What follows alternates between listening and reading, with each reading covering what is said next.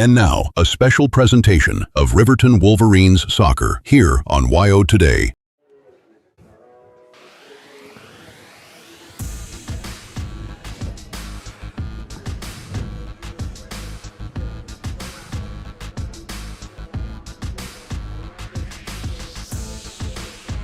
And welcome to the Hampton Inn Suites pregame show here on WYO Today Media. It is another day of Riverton soccer, and we are at home at the 2-0 Riverton Wolverines, Lady Wolverines, facing off against the 0-2 Evanston Lady Red Devils.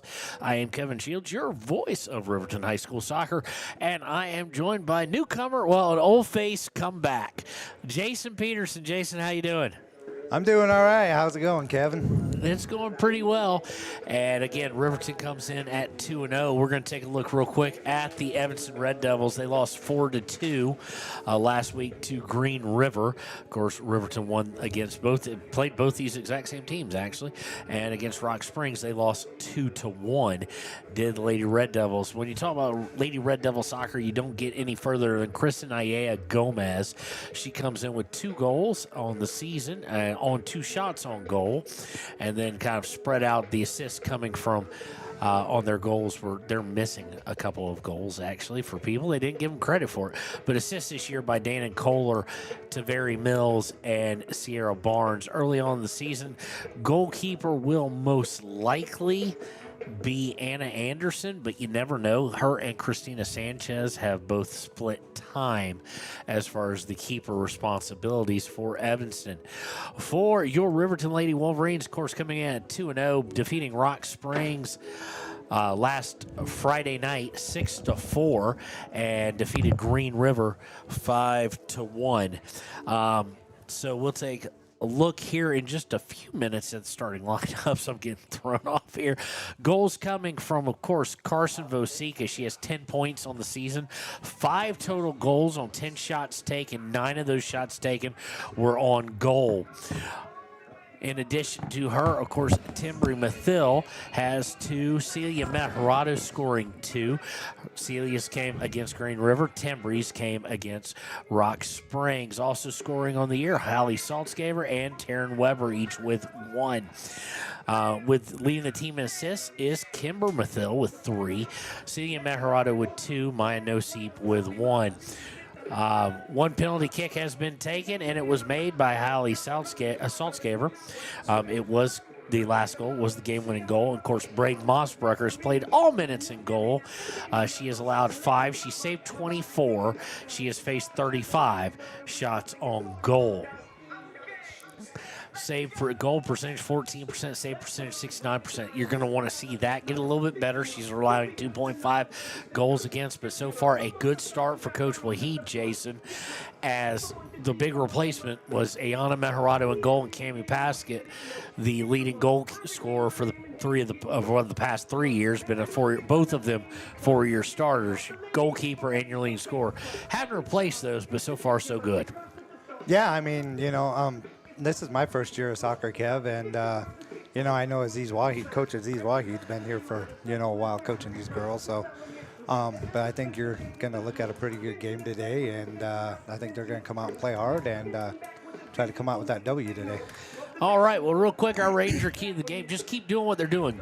Scoring by committee to a great extent, although Carson Vosika has been the recipient of the most, but really pushing the action, try and control the pace, and they will come out of here at 3-0. When we return, we will take a look at the Arapahoe First starting lineups here on WYO Today.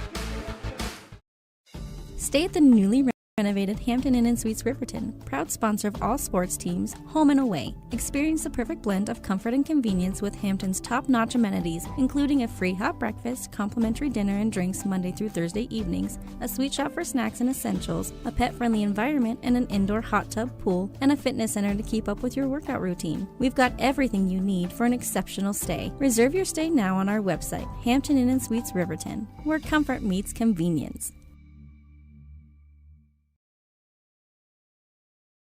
And we interrupt you with breaking news live from the Pepsi Wild Cherry aisle. Carol, can you hear us?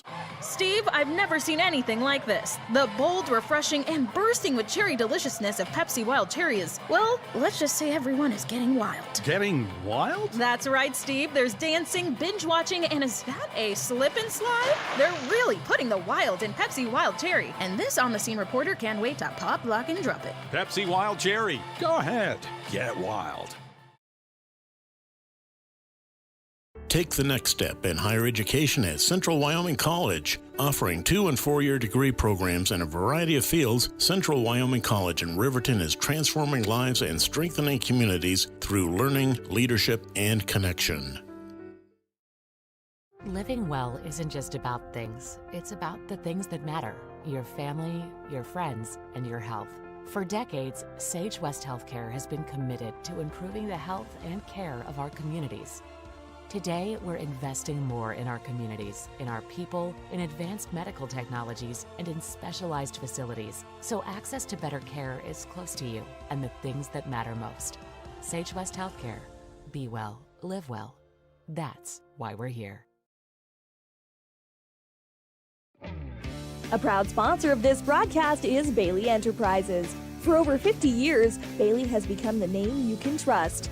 With Pit Stop Travel Centers, you can fuel up and stock up on trip snacks at locations all over Fremont County. You can also put your trust in Bailey Tire and Auto for service to keep handy for those times when your luck runs out on the road. Refresh at the Speedway Cafe with a dine-in meal or a round of carry-out with a variety of specials to keep you going. Go with Bailey.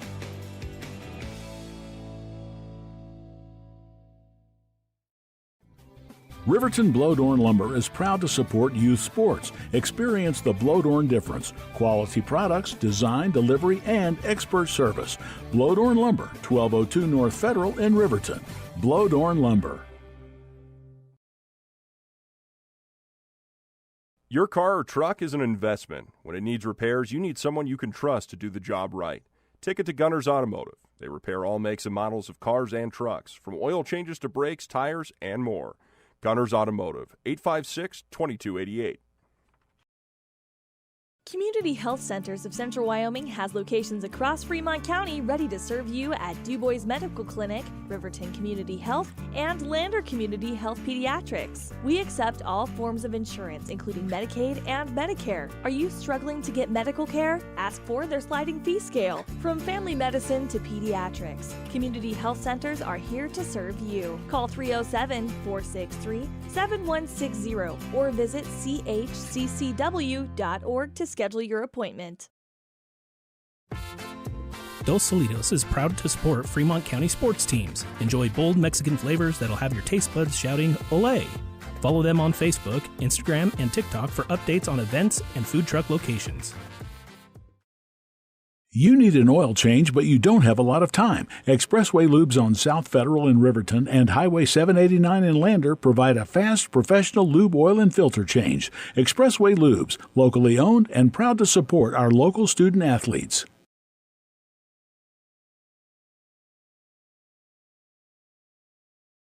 B&M Septic and Excavation offers prompt professional service.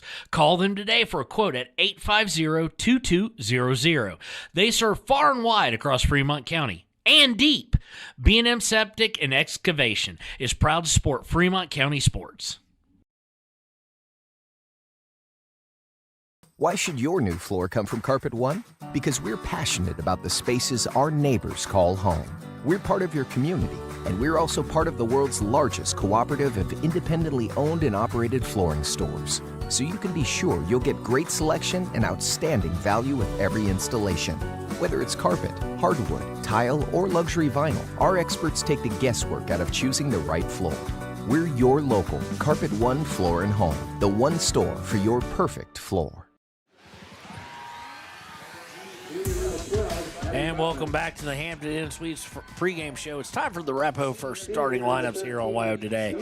First, for the Evanston Lady Red Devils, led by Coach Carolyn Barton, assisted by Shad Johnson, Rebecca Stout, and keeper, it will be freshman number 98, Anna Anderson, midfielder, junior number 11, Julia Barton.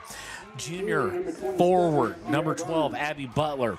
Number 13, a senior defenseman, Evie Stahl. Number 14, a junior midfield and defense, Kesney Johnson. Number 15, defensive midfield, senior Dannon Kohler. A sophomore defender, number 19, Zoe Barker. A senior defender, number 27, Sierra Barnes. A junior midfielder, number 29, Kyla Wiley. And a defender, a senior, number 32, Aaron Nielsen. Now for the head coach-led Aziz Waheed. Lady Wolverines, varsity assistant Jared Watson, head JV, Samantha Howardson, volunteer coaches Reed Axlom and Jesse Cornejo. And keeper will be number 21, senior Braden Mossbrucker. Senior midfield forward, number 3, Celia Meharado. Senior midfield forward, number 5, Maya Nosi. Number 7, sophomore midfielder forward, Carson Vosica. Senior, number 10, midfield defense, Takeda Yarber. Sophomore defender, number 12, Taryn Weber. A junior, number 14, in defensive midfield, Piper Anderson. Defensive midfield, junior, number 15, Kayla McConaughey. A defender, senior, number 18, Aspen Gordon. A sophomore midfielder, number 24, Kimber Mathil. And a freshman, number 25, Aspen Mathil. When we return, it'll be time for the kickoff here on WYO Today.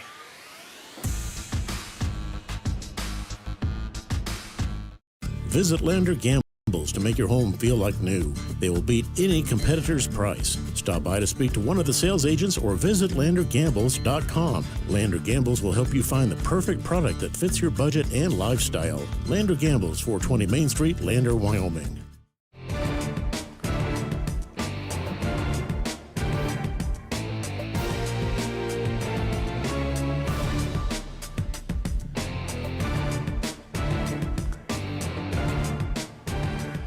Welcome back to WYO Today's coverage of Riverton High School, I want to say basketball, soccer.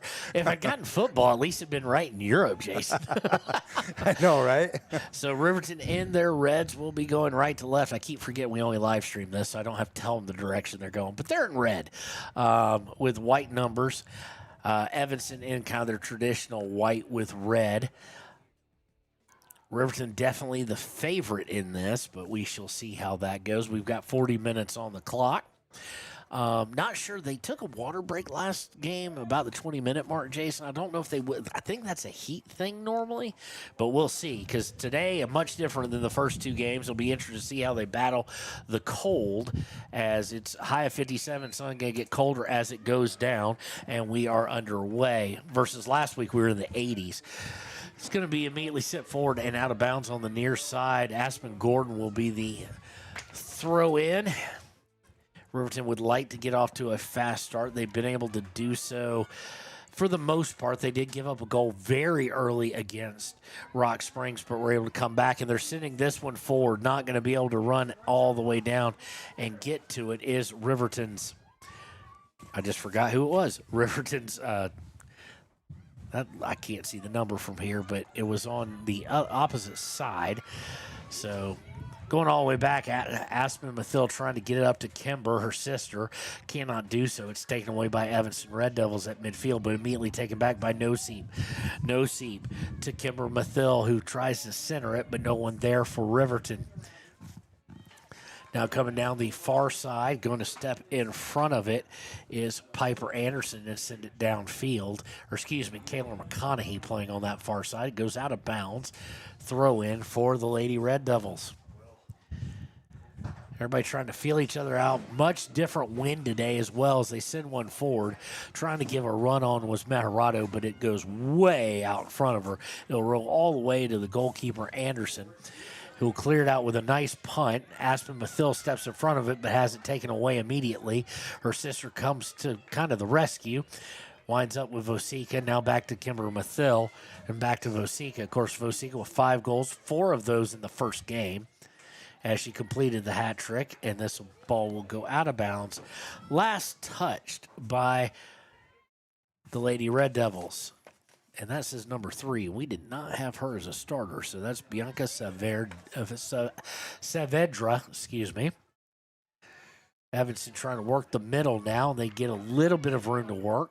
Sent forward, but just too far. Kayla McConaughey going to partially clear it out. They get it to Vosika. Vosika turns, gets it to No Seep. Now back to Vosika. Vosika trying to work the near sideline.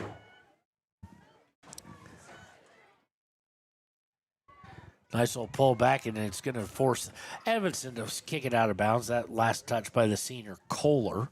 It'll be a throw-in for Riverton. Looks like Kimber Mathill is going to take this. And, yeah, I should have warned you pregame, Jason. You're going to run into that edge.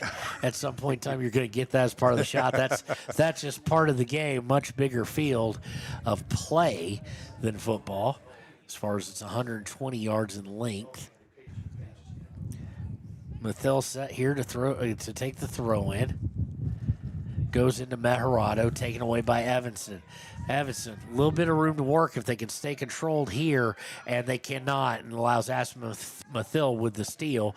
Gets up to Meharado. Meharado, no seat back to Meharado, stolen away by Evanston. So right now, kind of a lot of play happening in the middle of the field, middle half or middle third of the field. Anytime anybody's got anything going into as far as possession, it's been taken away and cleared. Evanston trying to go far side. Working down the left. And they're going to have it taken right back away, this time by Piper Anderson, who clears it out. But with no control, Evanston able to field it around the 45. And will look to try and come in on the near side where it is angled out of bounds by Aspen Mathill.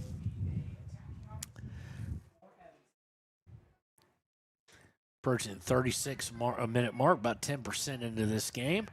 Or not in this game, in this half, 5% in the game. Matt Hirado, after the throw-in, takes it away, but cannot keep possession. As Evanston will now work down, and they've too far of a pass, taken away by Riverton. And it's going to be cleared by Riverton, but go out of bounds. It'll be a throw for the Lady Red Devils.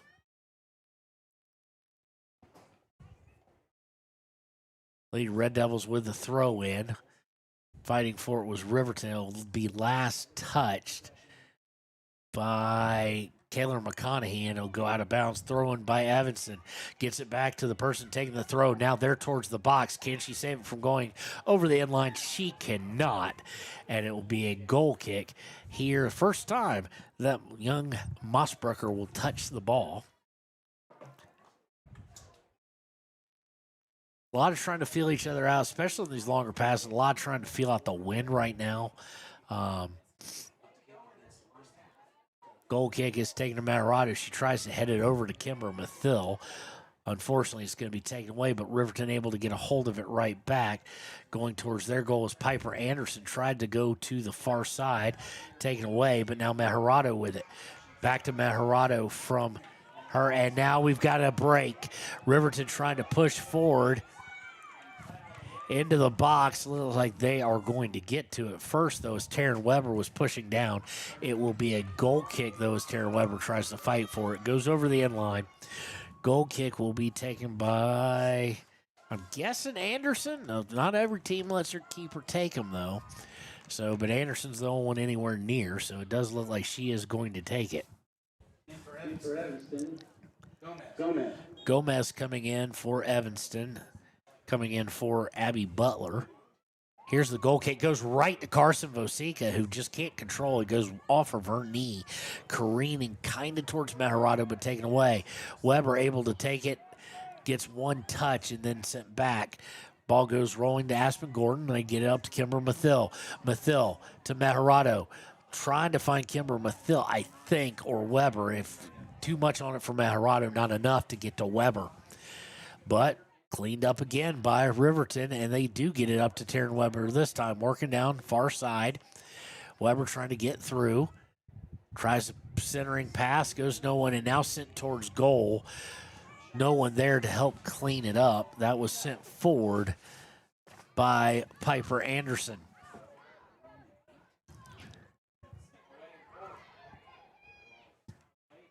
Punt is going to be sent out of bounds on the Riverton 45 side of the 50 at the 45. It'll be Aspen Gordon to take the throw. Taylor Leesburg, of course, on the roster this year. She helped out with the team last year. She was coming off an injury last year, Jason, out of basketball.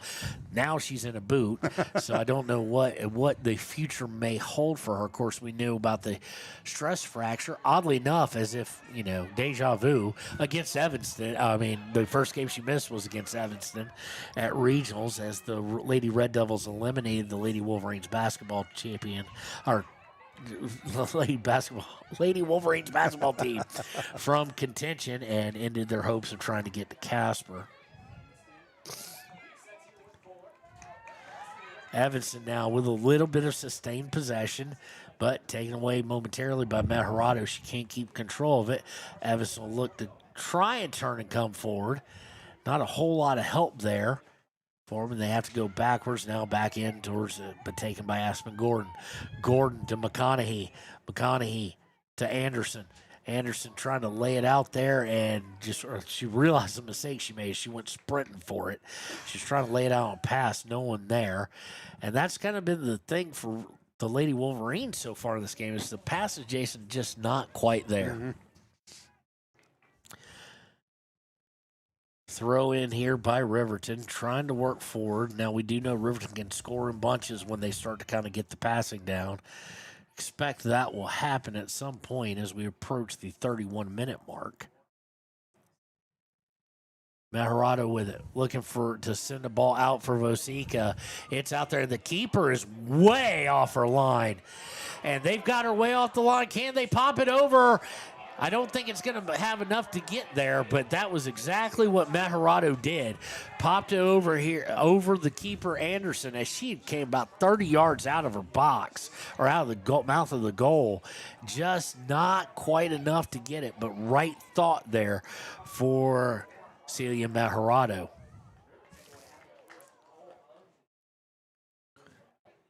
So major mistake there, Jason, quite honestly by the keeper.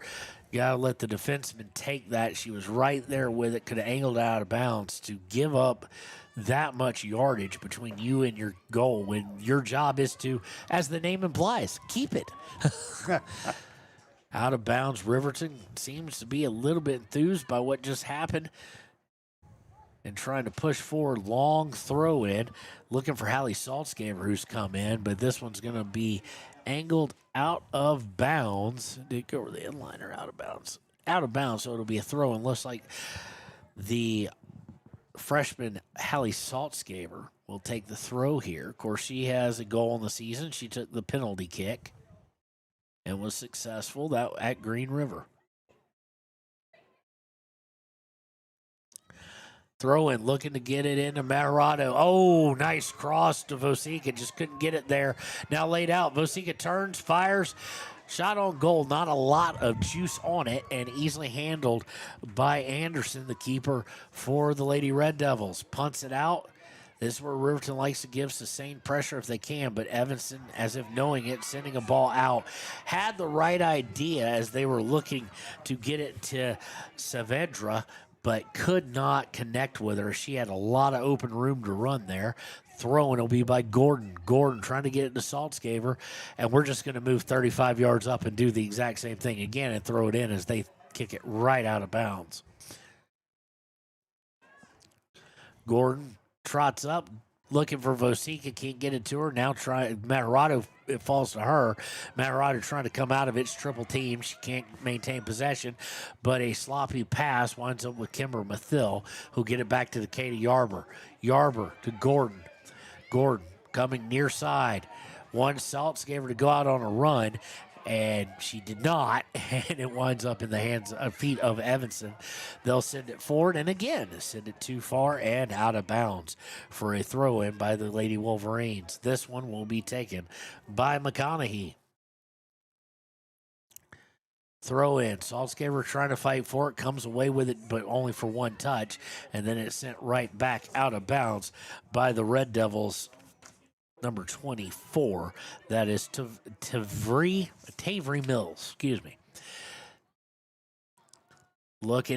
Piper Anderson looking to get it up. Taryn Webben or Meharado kind of splits the difference. It winds up with Evanston.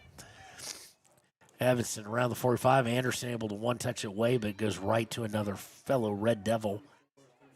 But now taken away. This is, I do believe, Aspen Mathil. She puts it out there, giving chase. Keeper coming out, and could have probably waited to pick it up with her hand. Instead, she'll kick it out of bounds. A couple of fundamental kind of questionable calls there by the keeper. Could have had control of that one. It was last touched by Riverton, so she could pick it up. Just needed to exercise a little patience. And I know Vosika's fast, but she's not that fast. She's not covering 30 yards in a second. And then, of course, the other one that almost led to the Riverton goal coming way off the line. Inbound by Gordon to Kimber Mathil. Jason, watch the shoulder shivers here out of Kimber.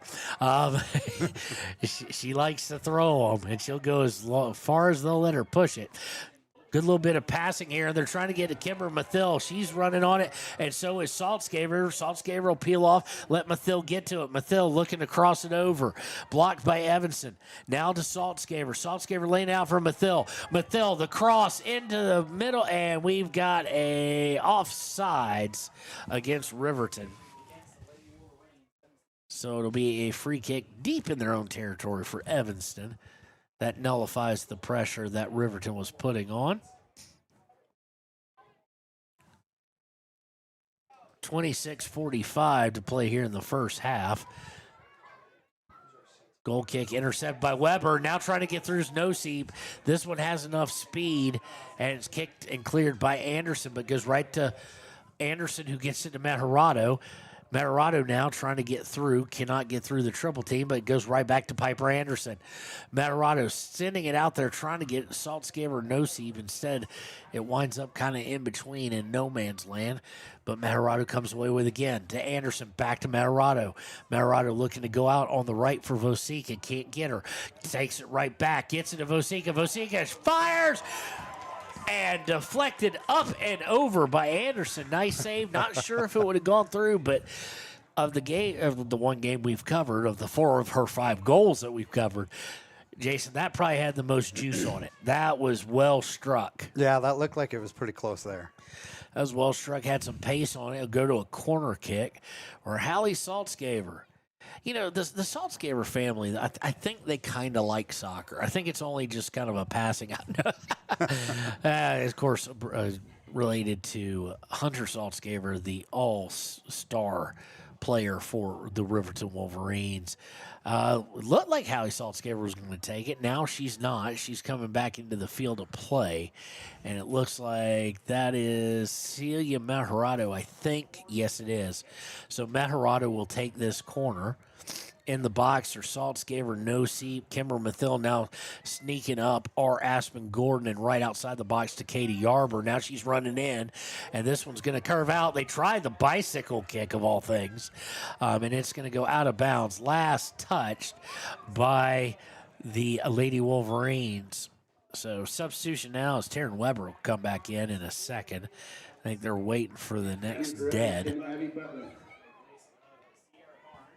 Sierra Barnes, I do believe, coming in for the Lady Red Devils. No, the Sierra Barnes coming out for the Lady Red Devils. And now Taryn Weber will come in. She will come in for Hallie Saltzgaver. In for Riverton, Taryn Weber. Weber with the throw. Good throw, actually. Just would have been a little more accuracy, but a lot of oomph to it. Stolen away by Gordon. Gordon right to Evanston. Now back to McConaughey, though. McConaughey looking to center it. Gets it to Matarado. Matarado turns for Kimber Mathil. Mathil looking to put it out for no-seep. And Anderson going to come way off her line again, even though there were 2 defenders there. It is a judgment call. I played keeper back in the day. I just don't like a keeper coming that far off their line when they have some help. 0-0 score here. Ball will go out of bounds. Good shielding by McConaughey. It'll be a throw in for Riverton. Riverton definitely threatening a lot more than Evanston, Jason. In fact, outside of that goal kick, I don't think Brady Mossbruckers touched the ball and keep. No-seep looking for a cross, and it gets through somehow. Vosika coming into the box, turns, fires, goal! Riverton strikes first. with 23-15, it is Carson Vosica. Surprise, she's only got 6 now, Jason. She scored. And somehow, a great ball by No Seat went between the legs of the Evanston defender and goes through. And now you have a 1-0 lead for the Lady Wolverines. So you do wonder how Evanston Jason will respond to this, because at 0-2, not been scoring a whole lot on the road. It's colder than it's been. Mm-hmm. It's uncomfortable. And you're back in the same old situation. What do you do here? I think for Evanston right now, Jason, it's imperative. They've got to score. Now, they can take a long time to do it, but they cannot go down 2-0. Yeah. They cannot go ball out of bounds. They're going to say 8 million people are going to weigh in on it, and then finally the side judge is going to whistle that it's Evanston ball. They'll be throwing in. It will be Dan and Kohler, excuse me, it'll go right back out of bounds, and we'll rinse, wash, and repeat like the big bottle of Prel says to do. Throwing again by Evanston. McConaughey trying to step in front of it. Now Aspen Gordon with it, and she'll send it clearing down past the 25, where it'll go back out of bounds, and it looks like Dan and Kohler will throw it in again. Kohler throws it in, taken away momentarily by McConaughey, but slapped out of her foot. It goes to Katie Yarber. Yarber to No Seat, now to Kimber Mathil. Mathil looking for a cross and just nails Celia Metarado in the side. Metarado in the way of the pass for Vosica. Evanston comes away with it, but it's taken away again. Aspen Mathil clears it out, but sent right back into the box. McConaughey kind of misplaced the bounce twice. And is going to have to trying to follow it down, hoping it'll go over the end line for a goal kick. It does not. Compounding some mistakes here, but Riverton does come away with it. Kimber Mathil looking to clean it up. Goes to Matarado. Back to Mathil. Mathil looking to send it out for No Seat. Run on, and No Seat will just jog as the keeper comes out to the 20 and clears it out. Misplayed on that kick out was by Mathil and Kimber Mathil and Weber. Evanston unable to control it, though. Back to Matarado. Matarado looking to go through, get stripped, and stripped cleanly. Looking to go outside for Woodruff. Cannot get past Aspen Gordon, though, who cleared back out to Weber. Weber at the 40. Over to Matarado. Matarado to Mathil. Back to Matarado. Matarado's going to get rubbed off that ball defensively, and she does. Fighting for it, and Evanston will come away with it. Just a little more physicality by the Lady Red Devils there. Trying to go far side. Going towards the corner. Gomez trying to give chase for Evanston against Aspen Mathil. Gomez wins that battle and is physically fighting with Aspen. And nope, they're not going to blow a whistle. Aspen channeling her sister with the shoulder shiver. Evanston comes away with it, though, looking to cross. A good job by Aspen Gordon as 3 Evanston Lady Red Devils kind of stared at the ball. Neither one of them really knowing what to go do, and Aspen just comes out and clears a little further downfield. Unfortunately, goes out of bounds. Throw in for the Lady Red Devils. Red Devils now working with possession. They've had a little more aggressiveness, Jason, since they gave up that goal. Mm-hmm. Looking for Kimber Mathil. Kimber Mathil whiffs on it, but it was a good thing because 3 Red Devils whipped on it as well. Mathil, great physicality there, takes it away, trying to work down. They try and clear it, but goes right to Weber. Weber to No Seat. No Seat to Matarado. Matarado looking to come through, and she gets surrounded. Goes back to Kimber Mathil, though, sends it forward. Looking to go Vosica. Goes off the shoulder of a Lady Red Devil, where they'll clear it out, but only momentarily. Matarado. And now it goes forward. But Aspen Mathil will come up, pinching up past the 50, and look to get it up to Vosica. Unable to do so.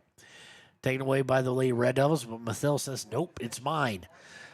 Aspen Mathil takes it back, but she will be unable to keep it from going out of bounds, where it will be a Lady Red Devil throw. And I'm guessing we're not taking the water break because I'm guessing it was temperature driven.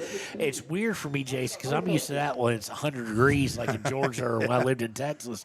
They were doing water breaks at 80, but for here, 80 can be warm. Yeah. It's real warm. And it's not hot and humid either. Very true. So It is a blistery. It's 53 degrees here right now at Riverton High School. It's only going to get cooler, especially during the boys' game, as Evanston throws the ball in. And just like that, Riverton able to harass and take it right back. Hallie Saltzgaver on the far side. It goes off of Riverton, so it'll be a throw-in. Taking this one will be, I think that's Aspen Mathil. It is. Throw in. They're going to say she lifted her back leg, I'm guessing, because that's what it looked like from all the way over here. So there'll be a throw for Evanston.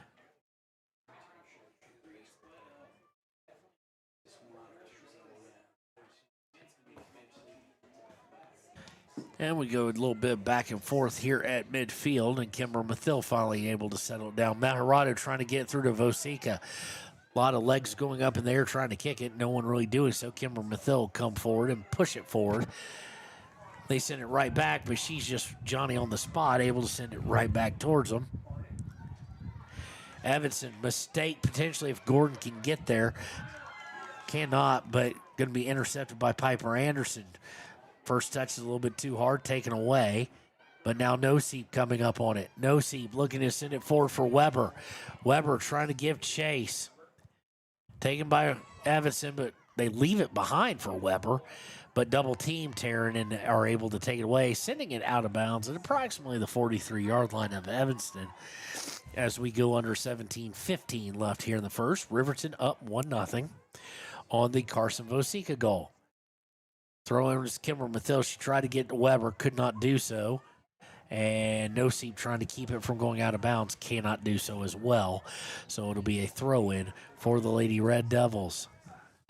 Coming in for Riverton now, Aislinn Midram and Celia Maharado coming back in for Taryn Weber and Maya Noseep respectively.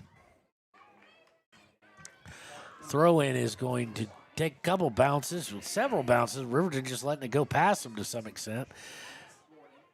They were trying to wait for it to get Kayla McConaughey, but they ceded a lot of ground. But Kayla McConaughey, as we know from last year, her first year with significant playing time, she's going to play physical. Unfortunately, she lost that battle. Evanston will try a long pass on the near side. Goes over the line. It'll be a throw-in to be taken by Aspen Gordon.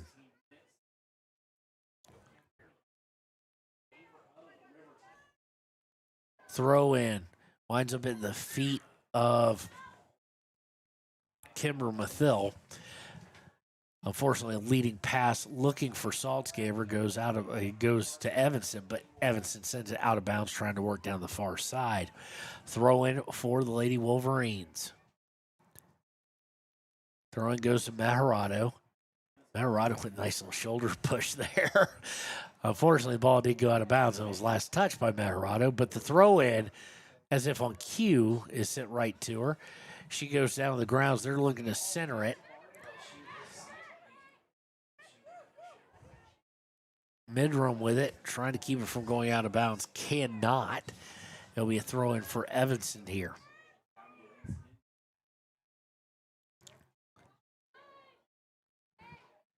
Thrown to Midram. Looking for Kimber Mathil, just sent the pass too far out, but Gordon will look to clean it up. Gordon to Maharado.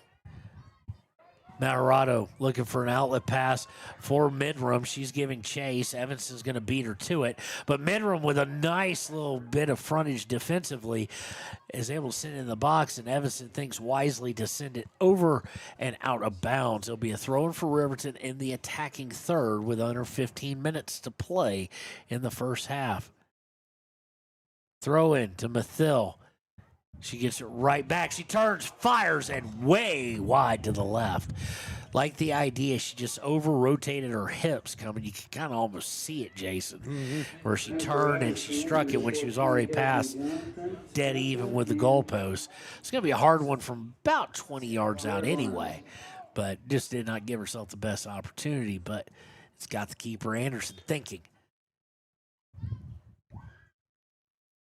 Goal kick going out to I don't like a lot of goal kicks that go out to directionally, Jason, when I coach the position and when I play, because at this level, especially in this win, you have what just happened. It's basically a turnover in the attacking third. Goes out of bounds. Will be a throw-in for Riverton. Riverton trying to get it into Saltscaver, sent right back out of bounds. So we'll move about 10, 15 yards forward and do that again.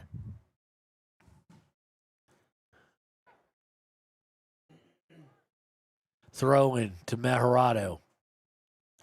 Mejorado pull back to Carson Vosica. Vosica over to Saltscaver to Mathil. Mathil shot and just curves out of reach. And that had Anderson, the keeper for Evanston, worried as she went diving for it. And they're going to say she did indeed get a hand on it. I didn't really see it. So it will be a corner kick, or what is it going to be, actually? I think it's going to be a corner kick. Yeah, it's going to be a corner kick. There we go. It'll be taken by Aspen Gordon. Have not seen that. Now, Jason, I know Aspen Gordon well. Aspen's got a cannon. I just haven't seen her. And they go with a short corner when they have the cannon. Don't give me – I talked about this all last year. I hate short corners. Back to Gordon, and the wind just carries it over the goal and out over the end line, so we goal kick. I like the chaos of a corner. I don't like a short corner. Looks like they were trying to short corner, fool them, and then go right back to her, so sometimes that can work well. Unfortunately, we saw the leg strength, Jason. We just saw the wind strength. The wind just laughed and said, no, I'm stronger. Mother Nature with her weird sense of humor. Katie Arbor stopping Evanston from advancing at the 50. They'll try and get it out to Saltscaver after Gordon helped mop it up. It'll go out of bounds. Lady Red Devil throw in here from just shy of the 50. They look for a long, high pass. It's intercepted by Anderson, but Evanston gets it right back after a little bit of chaos. A nice leading ball. Mossberger comes out and plays the man. Ooh, got lucky there as she went diving into the man, the ball, not the ball. And that sometimes can lead to a certain ball about the size of, I don't know, your typical playing card that's just completely yellow coming out. It will set the first corner of the afternoon for Evanston.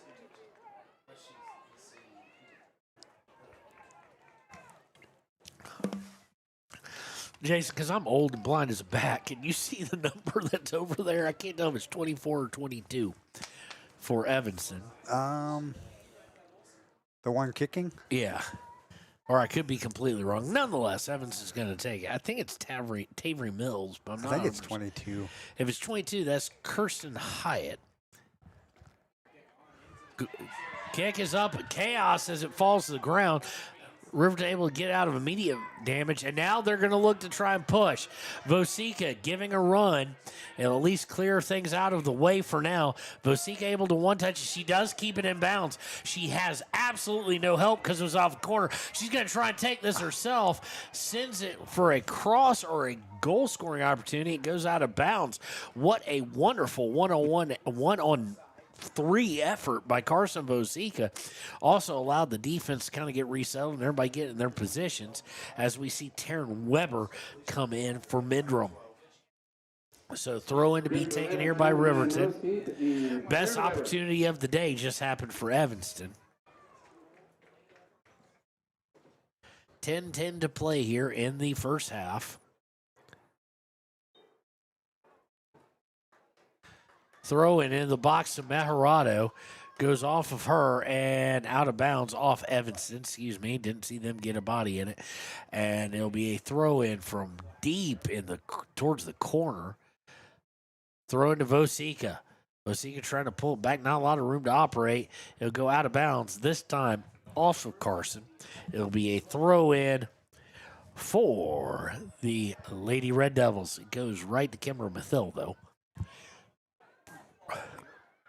Back to Aspen Gordon. Gordon will work it back for Aspen Mathil. And a horrible first touch for the youngest Mathil. And it goes kind of off of her and back towards the goal and out of bounds. Throwing for Evanston. And now we're going to do the same thing. Move 20 yards closer and do it all over again. As it goes back out of off of Mathill. I'll tell you, Aspen's playing great. I mean, you expect little mistakes like that. She is a freshman, and according to talking with her dad during halftime, halftime of the last game, I couldn't remember if it was between games or halftime, is Vosika now working forward. She'd been playing forward in midfield. She'd not really played defense, and then she moved to defense. She played very well here in the first about half game. Looking to get a no-seep in the box, unable to do so. Intercept by Mathill. Mathill, I guess Vosika owes her money. Kicks the ball right into Vosika's face on a crossing route. Completely unintentional, but poor Vosika watched it in slow. We watched it like in slow motion. She turns towards the ball and then just pop. But as we've learned during the basketball season, Carson one tough cookie, and she's able to just blow it off and realize that's kind of part of the game sometimes. I just hope, I don't remember from last time I talked to her, Jason. I just hope she doesn't have braces, because those kind of balls when you have braces, I know I had them, just tear your mouth to shreds. It's like you tried to gum Captain Crunch. It's awful. No-seat, looking for Weber, sent it on the outside, whereas Weber looked to be trying to go inside. It'll go out of bounds. It'll be a throw-in for the Lady Red Devils.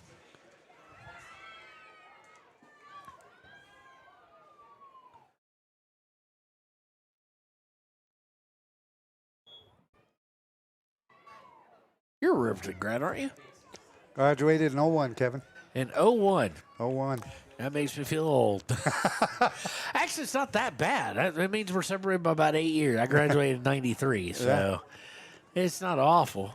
Of course, now that just means I'm calling you old, too. So intercept by Yarber. Yarber will look clear. Of course, she's headed to college to play center back, and Vosika just gets a little twist up with her feet, has looked to have a breakaway, gets it to no seat.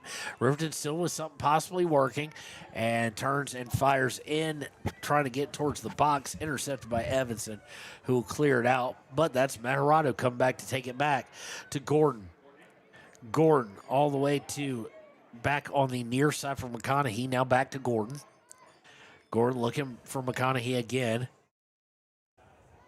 And look to get Weber. Weber off the first touch just sends it out of bounds. Throw in for Evanston.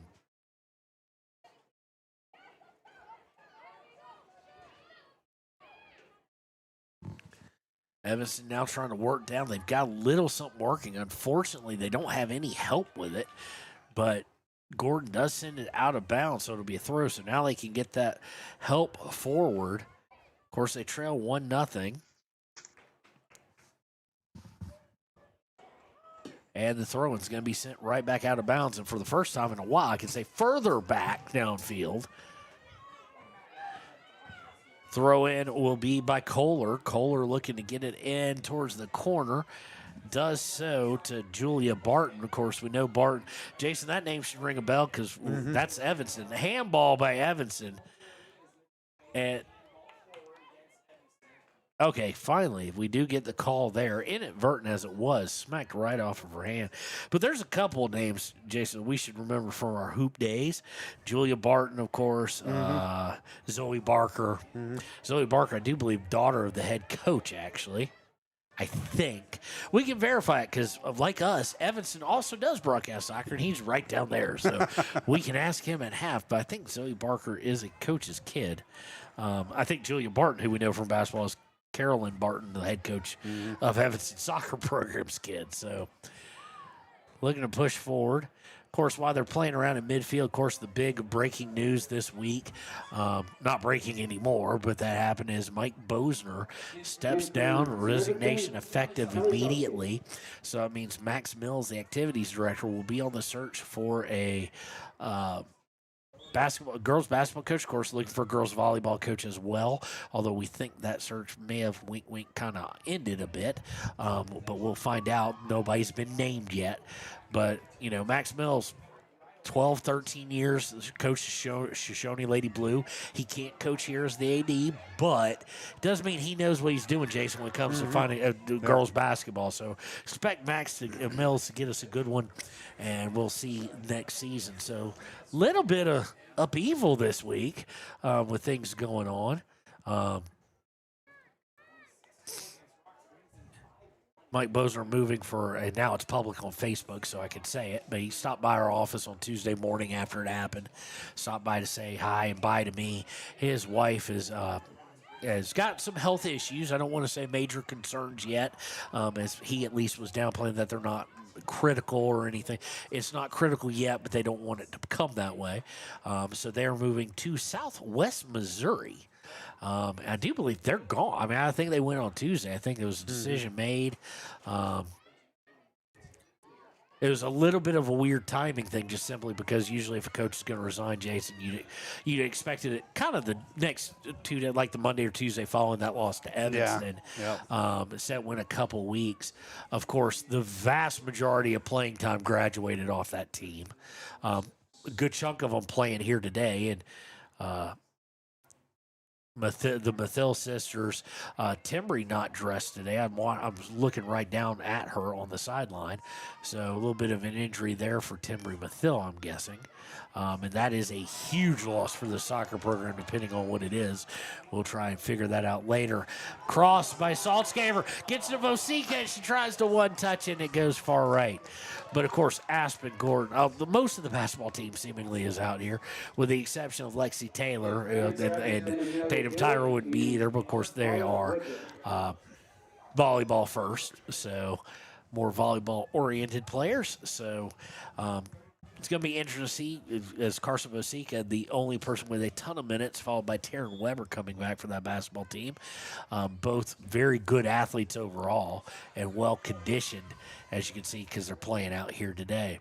So we've got Timbry Mathill out, and, of course, Taylor Leesburg has been out. She's in a walking boot. Thrown by Gordon. Gordon to Noseep. Noseep trying to turn.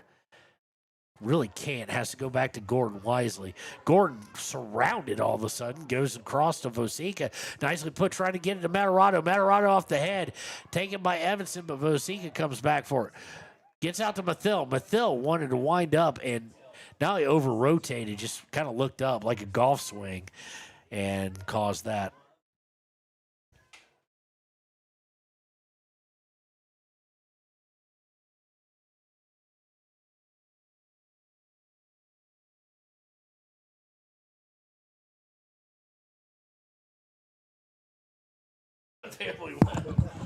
And back into the box, looking to cross over, unable to do so, but unable to get out. Falls to Saltzgaver, fires, and deflected out of bounds. Should be a goal kick. No, it will be a goal kick. Thought it might be a corner. Thought it might have been deflected. Saltzgaver just missing to the left. We just checked with AD Max Mills. They do believe it's an ankle.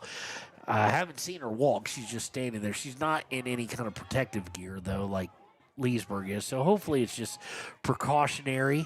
Of course, for anything but severe injuries, you're going to get a chance. Every team, when they approach this, is going to get a chance to get healthy as Riverton tries to break it out for Celia Matarado, unable to do so as we're in the final minute of play. As Jason returns as a WYO Today camera guy and literally then gets a week and a half off. Or 2 weeks, actually, because they don't play next week. The next game will be the following Thursday. Of course, next week is spring break. They don't play. So, on a good note, everybody going to have a chance, Jason, to get healthy. Even potentially Taylor Leesburg, not sure what the status of her injury is, as we're under 10 seconds here.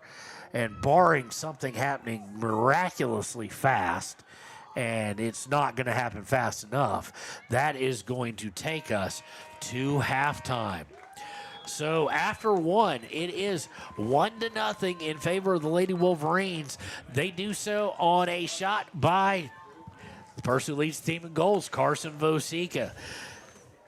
We'll be right back with the second half here on WYO Today. Your tax pros at 219 East Main Street in Riverton, Wyoming can handle. 10 minutes. In part also because what is it, 10-minute half? I think so. 10-minute half. Yeah, 10 minutes. But also because at the end of the day, I just did the whole half. Carson Vosika was on assisted goal. That's it. Yep. That's all that's happened. Now I was gonna mention, if you want me to help you out, like when we start games and all that, I can do the like situation, we know what to do. Call 307-856-2256 today to schedule an appointment. H&R Block is open Monday through Friday, 9 a.m. to 3 p.m. Men have a way of doing things. A man has his way of eating, of exercising, of keeping his hands warm, and of straightening up.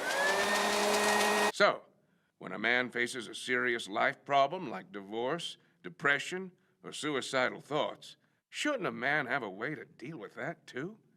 Well, now he does. I'm Dr. Rich Mahogany. Visit me at mantherapy.org. High Plains Power is a Touchstone Energy cooperative. What does that mean for you as a Rural Electric Association member? It all comes down to 7 principles: open membership, one voice, one vote, member benefits, independence, education, cooperation, and community. To understand how it all works, we're headed back in time. In 1879, electricity was in major cities, but rural areas were out of luck. In 1935, President FDR made it possible for companies to build power lines to unserved areas. By the time we hit 1941, some 400 electric co-ops had been organized to serve rural America, just like High Plains Power. For more information, visit highplainspower.org. For more than 40 years, Porter's Mountain View Supply has been serving central Wyoming with top brand name spas, stoves, fireplaces, and outdoor grills. With 2 locations in Riverton and Casper Plus financing available for your purchase, Porter's offers expert advice, quality products, and service along with maintenance. Porter's, your local spa, stove, and fireplace provider in Riverton at the corner of Sunset and North Federal.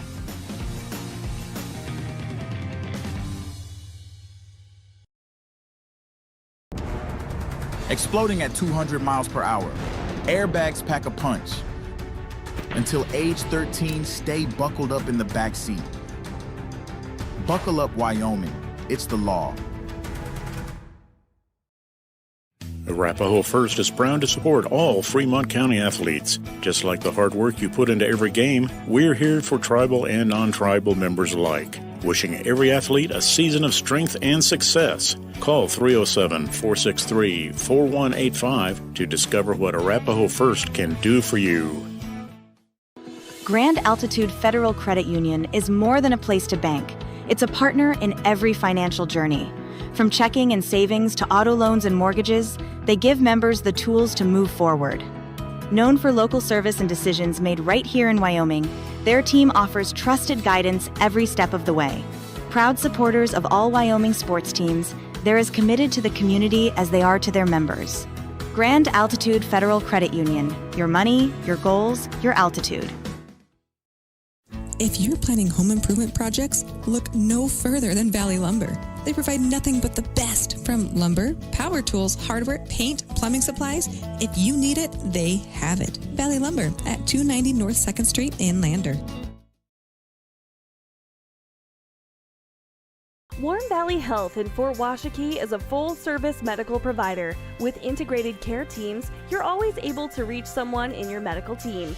Warm Valley Health provides primary care, nephrology, podiatry, optometry, pharmaceutical, along with other services. New to Warm Valley is pediatrics and OB care. Walk-ins are welcome. That's Warm Valley Health, located at 29 Black Coal Drive in Fort Washakie. Call today, 307-332-7300. Down! Set! Midway! Midway! Midway! Come to Midway Auto and RV and score big when buying a car, truck, or SUV. Every vehicle goes through a 100-point inspection, and every vehicle comes with a warranty. Our Super Bowl is giving our customers the friendliest service, the easiest buying process, and the best deal possible. Treat Midway like the home team. We always make the best play for our customers. Come experience the Midway difference. When you're not just a customer, you're part of the Midway family. Heinz General Store has been the grocery store of choice for the Fort Washakie area since 1945. For this week's special, see their website at heinzgeneralstore.net. And for convenient shopping this winter, click on Heinz Online, download the app, and shop in the comfort of home. Schedule a convenient pickup time, and the team at Heinz General Store will do the rest. Heinz General Store says good luck to all Fremont County teams. Take the next step in higher education at Central Wyoming College. Offering 2- and 4-year degree programs in a variety of fields, Central Wyoming College is transforming lives and strengthening communities through learning, leadership, and connection. I'm Winslow Friday, Director of the Wind River Intertribal Council Department of Transportation. It makes me and my crew happy when you buckle up. It just might save your life. I'm gonna get us home. Buckle up for life, Wyoming! Midway operates our 4 showrooms as one location, giving you by far the biggest selection of inventory in the region. Midway has the best buying experience before and after the sale. Our team members have more experience and knowledge to better serve you. Midway's success is based on hard work. Our team members give 110% to make sure you have a fast, enjoyable experience. We have what you need. At Midway, you're not just a customer, you're part of the Midway family. Head to Nana's Bowling and Bakery in DuBois for Family Fun Night. Now booking parties for all ages and occasions. To reserve your company, family, or birthday party, call 455-3660. Nana's Bowling and Bakery is proud to support Fremont County student athletes. Discover Thermopolis is proud to stand with our Bobcats. From local attractions to hometown pride, there's always something to cheer about here. Discover Thermopolis, celebrating our community and rooting for the Bobcats all season long. Golden Buffalo Jewelry in Riverton knows that sports bring our community together, from Friday night lights to weekend tournaments. They're proud to cheer on our local athletes and support the teams that give us so much to root for. At 407 East Main, you'll find something special for everyone. Timeless pieces, unique gifts, and a selection worth exploring. Stop in, discover the perfect treasure, and know you're supporting a business that supports local sports. Where community and sparkle shine side by side. Call 307-857-2789 today. Hot Springs Pharmacy is proud to cheer on our hometown Bobcats. Whether it's game night or school night, we've got the prescriptions, health essentials, and friendly service you can count on. Hot Springs Pharmacy, your local team, your local pharmacy. Let's have a big cheer for our hometown team. Hi, my name is Deputy Krista Grove with the Laramie County Sheriff's Office. I wanted to remind everyone that no matter how big your kiddo might seem, they should probably still be sitting in a booster seat. My son, Sylvester Grove, 9 years old, still sits in a booster seat in my vehicle. I've responded to far too many crashes where there have been kids not buckled up and have seen the worst. Buckle up for life, Wyoming.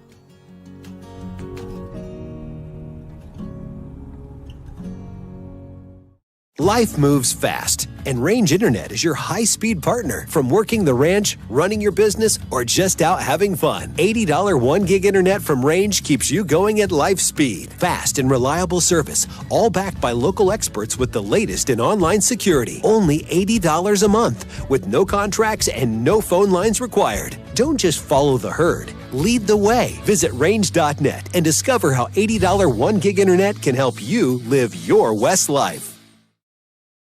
Stay at the newly renovated Hampton Inn & Suites Riverton, proud sponsor of all sports teams, home and away. Experience the perfect blend of comfort and convenience with Hampton's top-notch amenities, including a free hot breakfast, complimentary dinner and drinks Monday through Thursday evenings, a sweet shop for snacks and essentials, a pet-friendly environment and an indoor hot tub pool, and a fitness center to keep up with your workout routine. We've got everything you need for an exceptional stay. Reserve your stay now on our website, Hampton Inn & Suites Riverton, where comfort meets convenience. And we interrupt you with breaking news live from the Pepsi Wild Cherry Aisle. Carol, can you hear us? Steve, I've never seen anything like this. The bold, refreshing, and bursting with cherry deliciousness of Pepsi Wild Cherry is, well, let's just say everyone is getting wild. Getting wild? That's right, Steve. There's dancing, binge-watching, and is that a slip and slide? They're really putting the wild in Pepsi Wild Cherry. And this on-the-scene reporter can't wait to pop, lock, and drop it. Pepsi Wild Cherry. Go ahead. Get wild.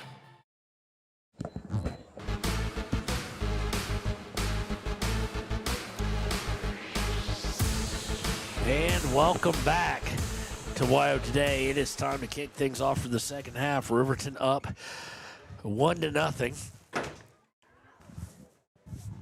here against Evanston. Riverton will start with the ball. They are in their red, so they're going now left to right on your screen.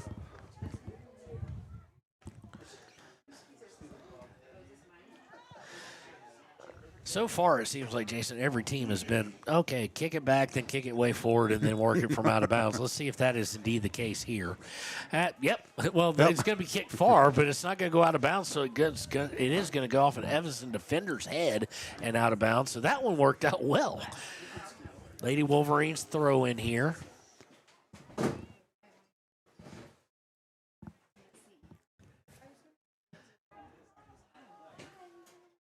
And it's going to be sent right back out of bounds by Riverton. So it'll be a throw by Evanston, intercepted by Kimber Mathill. Now she loses control of it as she tried to get to Maharado. Goes all the way back to Gordon, though. Looking to cross it over to Piper Anderson is McConaughey. Anderson trying to split two defenders to get it to no-seat. Cannot do it. And Vosika's going to try and take it away. Does so. Turns and just over-rotated the hips too there. Kind of overestimated how much torque she had to get around as she had kind of the better angle with a little less rotation. But Riverton immediately threatening here as we come into the second half. Again, they have led in possession. They have led in every kind of thing you want to see for the good, but they are still just one mistake away, Jason, from it being tied. Goal kick intercepted. Riverton into the box for no-seam. She turns, fires wide right. So Riverton with two shots, neither one of them technically on goal, but still right at it and putting pressure. This time a short goal kick, which could turn out poorly, and it does, as they try and feed it over to the right. Possession and receiving pass has not been Evans' strong suit. They turn over so much so that the throw-in is into the box. Giving chase is no-seat, but now it's going to be cleared to Gordon. Gordon to Maharado. Maharado to no-seat. Back to Maharado. Maharado shot, sent wide right. And Riverton now... Don't know what Coach Wahid, I don't know if they had some Wheaties or what was in them, but they have came out really aggressive here, and it's panned out.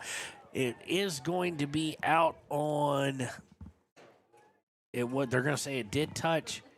I don't think that's Anderson anymore. I think they split the half, so I think that's Christina Sanchez now at keep. She's a sophomore. It is going to be Maharado taking the corner. As they say, Sanchez touched it. Maharado, good ball, headed down and off target. And wide to the right. The header by Noseep. I almost said Noseepa. Combining her and Carson Vosika. The header by Noseep going a good 10 feet off target. But a good ball. And wait. They're going to say it was last deflected, though, by Evanston. Everybody's marching downfield. Riverton just, okay, goal kick. It is going to be a corner again by Maharado. Puts it right, almost back, header over the goal by Nikita Yarber. Good idea, just unable to get it onto the forehead part. Stayed on top of the head and went over. But, Riverton coming out aggressively here in the second half. It'll be a goal kick, and Riverton not respecting the Sanchez goal kick at all as they're playing way up, and they force it again. It'll be a throw-in deep in Evanston territory, and that looked like it slipped out of Kimber's hands on the throw. Didn't get a whole lot to it, but got to Maharado. And they're going to clear it just momentarily, though. Well, nope. Trying to just peel it back, and unfortunately, it's going to be sent all the way up to midfield. But on the fortunate side, it'll go out of bounds. Throw in by Riverton. It'll be taken by Piper Anderson.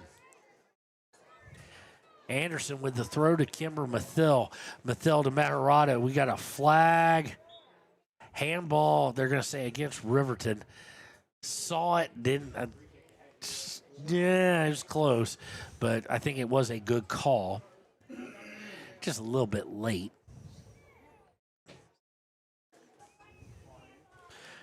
Riverton, Lady Red Devils, Julie Barton with the free kick well downfield and taken away by Piper Anderson.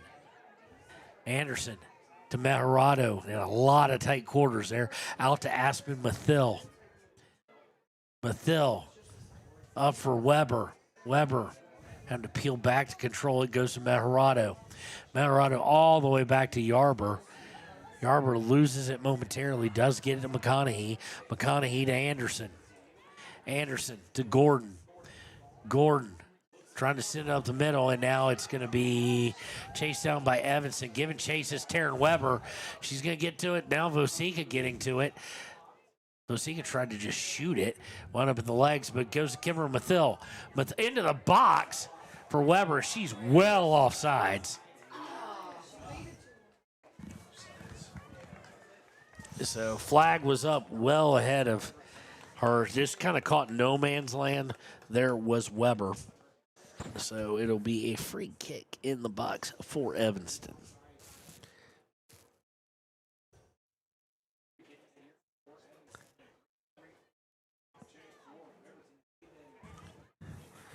Kick taken and staying in right in front of it's Meharado. She's going to put it right back towards goal, but wide right. A lot of pace on it. Just like to see that about 2 yards to her left. It'll be a goal kick for Riverton, and Riverton not respecting Sanchez's. Really, it's not so much her leg, Jason. They're not respecting her decision making. She's kicking the players in danger and kicking it away, and they're right to Riverton, and they're playing like they're going to get it. They're pitching well up, and now here's another shot. Goal, Riverton! Celia Meharado with the goal, and it is 2-0. Riverton, again, they did not respect the decision. Meharado to, I do believe, no seat back to Meharado and puts it right all over Sanchez's head for the goal, and it is 2-0. And that even brings Mossbrucker all the way down the field from her end and keep to congratulate, because now things change. Now there's an insurance goal up there, and it's Evanston's. Does Evanston push and get aggressive here, knowing that Riverton, when they're aggressive and they're not playing overly aggressive defensively and pinching up, that Riverton can strike? So that's a way to get a game ugly and get it ugly quick. Punt to Kimber Mathil intercepts. Meharado trying to take it. Mathil gets it right back. Mathil looking over for Saltzgaver. Saltzgaver trying to force it through to no seat. It'll be sent out of bounds by Evanston.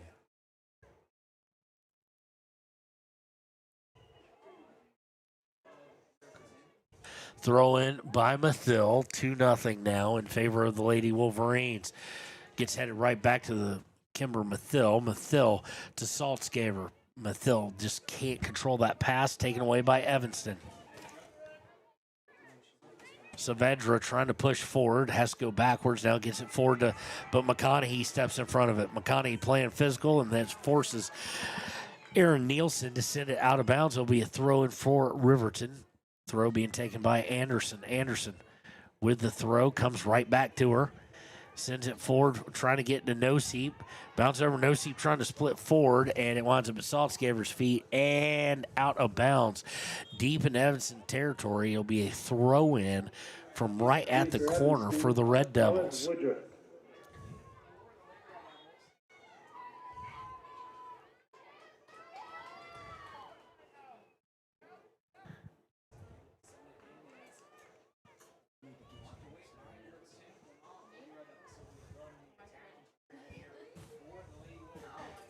Waiting for the throw in. They're going to say last touch by Evanston. That surprised me.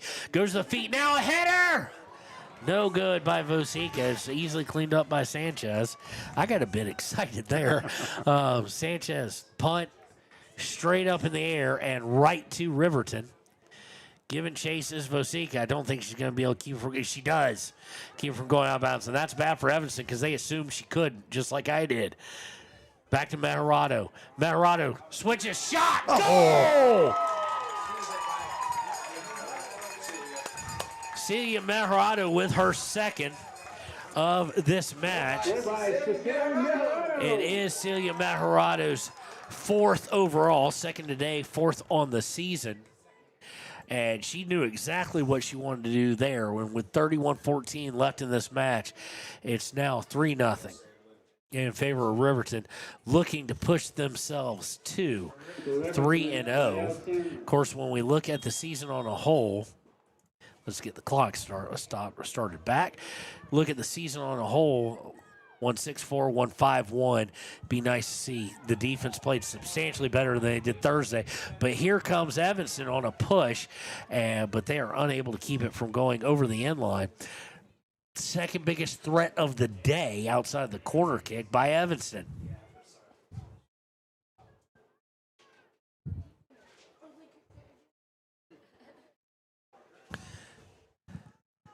Mossberger tees it up, so to speak.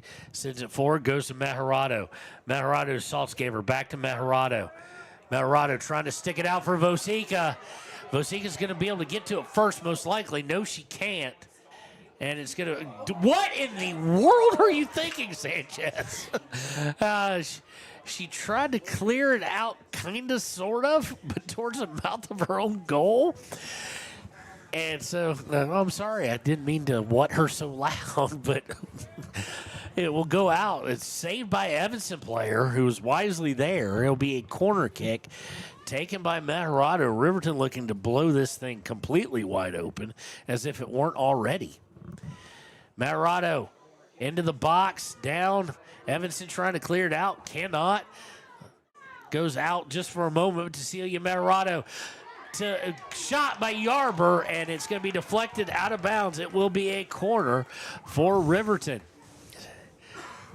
Not Meharado, had it, then pass over to Katie Yarber with a nice strike, and it'll be Meharado with the corner here again. I'm all for testing out keepers. I'm not a big fan of first half, second half, unless there's a reason, because Sanchez, the decisions she has made today have been costly at times. Here is way up in the air. Gordon comes flying in. Was thinking about going for a header. Instead, hits her ankles in mid-jump and goes out of bounds. It will be a goal kick. And that's a rip on it. Sanchez, I do believe, is the younger of the two. Is the older of the two, actually. Anderson is the freshman.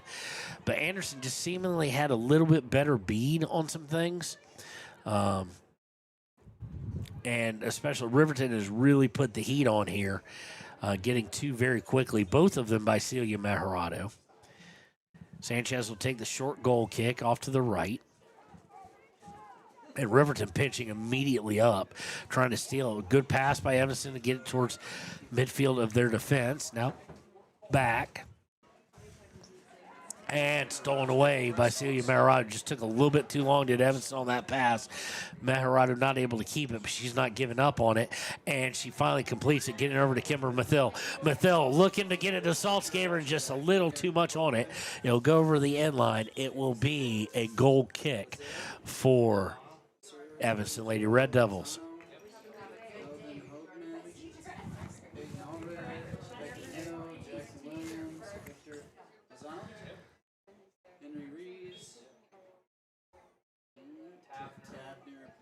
Just a little touch of a kick there by Sanchez. I don't even know if they're calling that's not the kick. She just moved over. So Sanchez not going to take the goal kick here. Taken by a defensive player, and it's going to go out of bounds off of Hallie Saltzgaver. She redirected it. It'll be a throw-in at the 28. Throw-in taken away by Saltzgaver. She tries to go back for Anderson. Anderson back to McConaughey. McConaughey trying to send it through. It gets deflected, but goes to Aspen Gordon. Gordon to Meharado. Meharado back for Aspen Mathil. Mathil to Weber, excuse me. No, not to Weber. Out to, Sandlian has checked in. Did not see that one. Number 13 came in.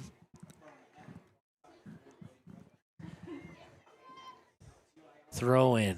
Mathil and Sandlian trying to take it away.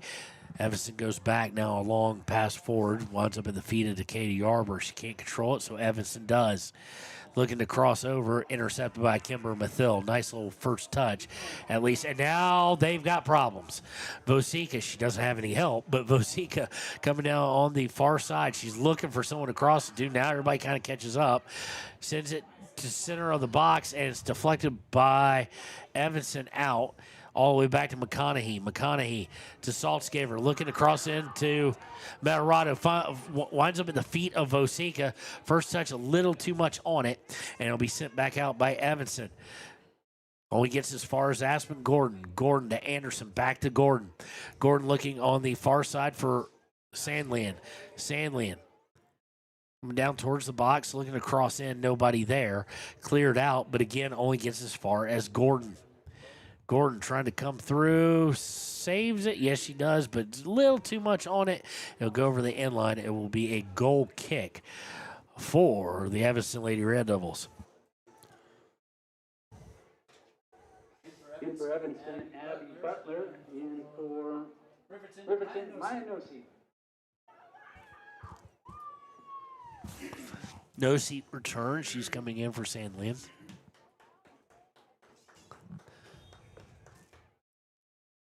Goal kick to be taken here by the Lady Red Devils. They send it forward, and like I just said a couple times, gets as far as Aspen Gordon, but this time Aspen Gordon's pocket is picked. Going back to Aspen Mathil. Mathil crossing over from McConaughey. McConaughey trying to get it clear, but cannot. Taken away by the Red Devils. Who took that ball away? 21, which we don't have.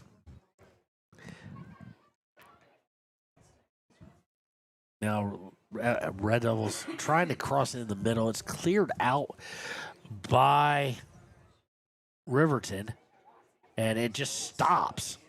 Vosika doing a good job of really punishing to get down there and cause Evanston to have to clear it out, and they do out of bounds. That does not happen, Jason, without Carson Vosika sprinting down there, not just giving up on the ball.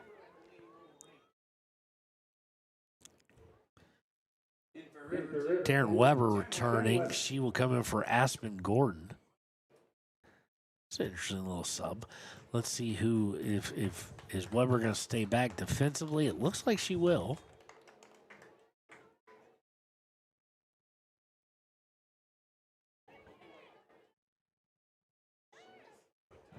Evanston stealing the throw in, and now they've got something working, but they slow up. Crosses to the middle to Hyatt. Hyatt at the 25, down to the 20.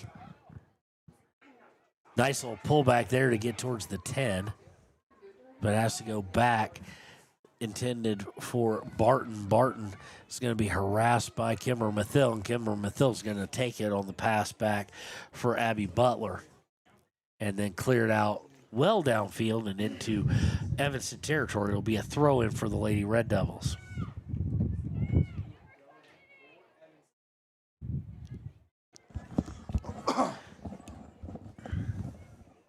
Throw in, intercepted by Mathil almost immediately. Mathil back for Anderson. Wind starting to pick up a bit.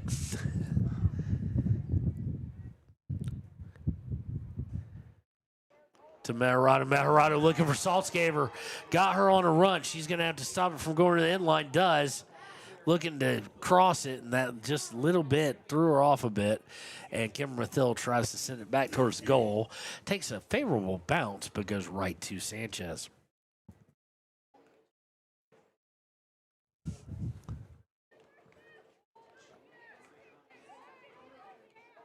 Punt winds up with Matarado to Mathil. Back to Matarado.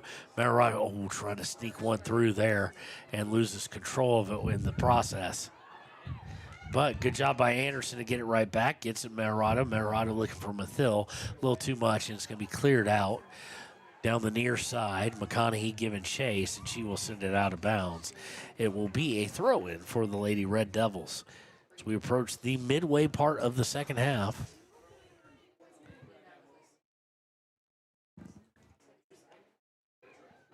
Throw-in's going to be pulled back. They're going to say it was all out off of Saltzgaver. I disagree with that pretty vehemently, actually, but not down there. So cleared out for Weber. Weber trying to get through, cannot. Taken back by Evanston. Evanston, cross. It was sent straight up in the air by Aspen Mathil. And then it finally gets the wind to carry quite a bit. Up to No-Seep. No-Seep trying to send it forward. Nobody even close to running on it. It'll go all the way to Sanchez and 35 yards away from anybody from Riverton. Her punt, though, intercepted by Matarado. Matarado trying to put it over her foot. Oh! Put it over her head and hits the top crossbar. Oh, that'd been something for the hat trick there. As we'll see Aspen Gordon return, as will Brielle Sandlian.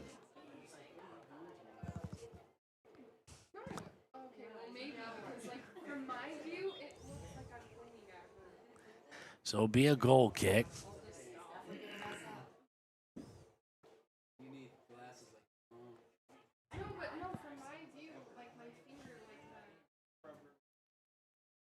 You know, and every now and then you expect a press box to be full of great conversation about sports. You have people talking about eyeglasses.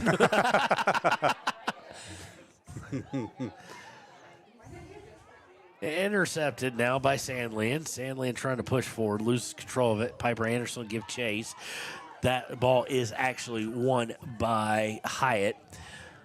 Trying to work down forward, and we just had someone take another one to. Oh, poor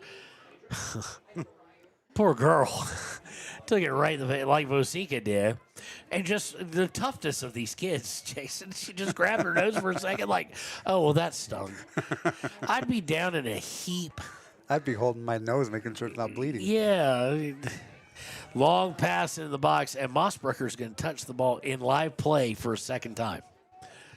Hasn't been called upon to do a whole lot. Has done it when necessary. She'll send the punt forward for No-Seep. It's going to bounce over her head. Kimber Mathil going to give chase. Looks like she's running out of a little gas at the moment. Sent over and out of bounds. It'll be a throw-in for Riverton. So it's a nice, good punt there by Braden Mossbrucker.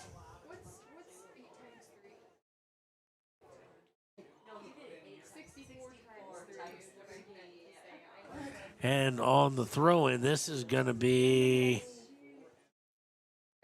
throw-in for Evanston. It's right at the corner, so we're kind of curious there for a second.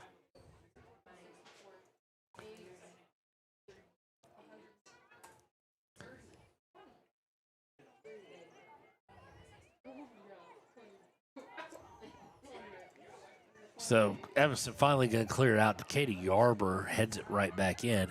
Evanston has it, and they'll look to clear it, but nope. Aspen gets as far as Aspen Gordon. Where have we heard that before?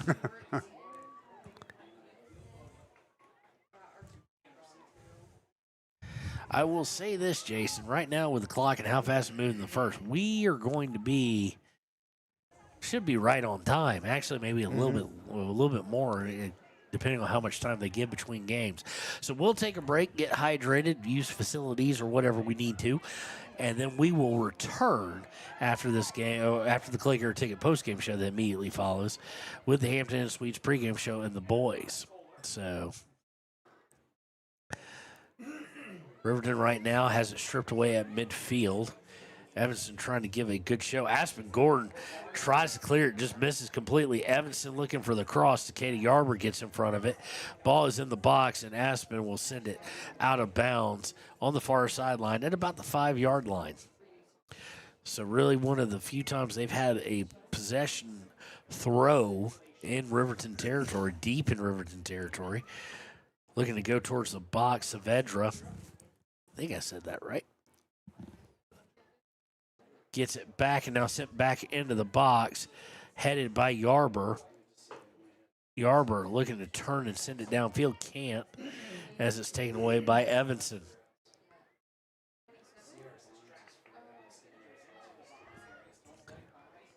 Riverton clearing out for momentarily. Evanston sends it back in, and it goes right out of bounds. It will be a throw-in for Riverton. Taryn Weber returning for Riverton now. For haven't said that name a lot, so I want to get it right. Sandlian Throw in intercept by Evanston, but Riverton gets a foot on. Now Evanston with a nice pullback to lose Aspen Gordon for a second. Then it's sent forward by Riverton, and now they might have something a little working. Oh, that's beautiful. Evanston, or Riverton in the box, turns, fires, and Kimber Mathill just kind of slowed up and took a way too far out shot, in my opinion. And kind of killed her own angle a little bit, but that's what you want to see. Perfect run by Kimber there to stay on sides and get past. Evanston trying to send it forward. McConaughey will get a hold of it, sending it forward for Riverton. Lines up with Maharado. Maharado to Mathill. And she got a couple of people who could go on a run. No seat. Somehow that pass just made it way through. Shot off the crossbar. Got off the top crossbar. Off the sidebar, then returned by Mosica off the crossbar. Can they go for the right one now? Just nuts. Stolen away momentarily, but over the inline by Riverton. And that's like the double doinker in the NFL by, I forget, it was the Jets or something, where they hit two of them. They hit the crossbar and the side. For Evanston, Kyla Wiley and Zoe Barker. And, you know, especially for Vosica on that, Jason, that goal looked like it was just wide. Just that would have been that's something where they if she would say have nailed that she'll one. get as she gets more and more experience. Let the game slow down there. Yeah. You've got a moment to settle it and take it on. But Riverton, a golden opportunity if there ever was one. Of course, 3-0 lead under 15 minutes to play. And the way this has been going, so far Evanston hasn't shown enough sign of life to get a goal, much less get 3. Throw in, intercepted by McConaughey. McConaughey to Weber. Over to Anderson to Maharado. Good passing here. Maharado to Anderson. Anderson back to Maharado. And it's going to be stripped off Maharado's feet. Coming down the far side, Gordon steps in front of it and physically just manhandles the striker there and sends it all the way downfield and towards inbounds. So just keep rolling and rolling and rolling and rolling. And it'll go all the way to Sanchez. Sanchez will look to punt it, I do believe. And it goes right to Maharado, but she's unable to control it. Taken away by the Lady Red Devils, Sierra Barnes. Barnes to Wiley, but Anderson for Riverton steps in front of it. Sends it back towards midfield, and comes a little push from Kimber to Weber. Weber kicks it off of the shins of Abby Butler. It'll be a throw-in for Riverton.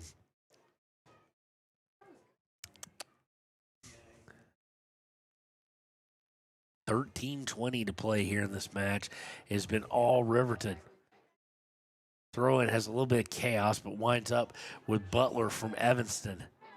Sends it out. McConaughey sends it right back. Gets it to Mathill.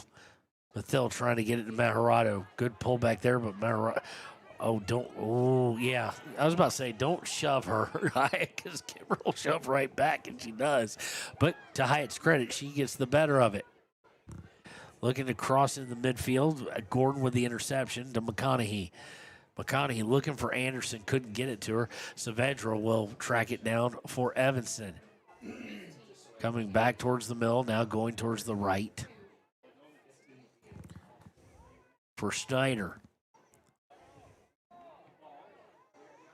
Evanston from midfield now going to try and kick it all the way down. Aspen is going to shield off Saavedra and allow Mossberger to come up and just pick it up with 12:20 to play.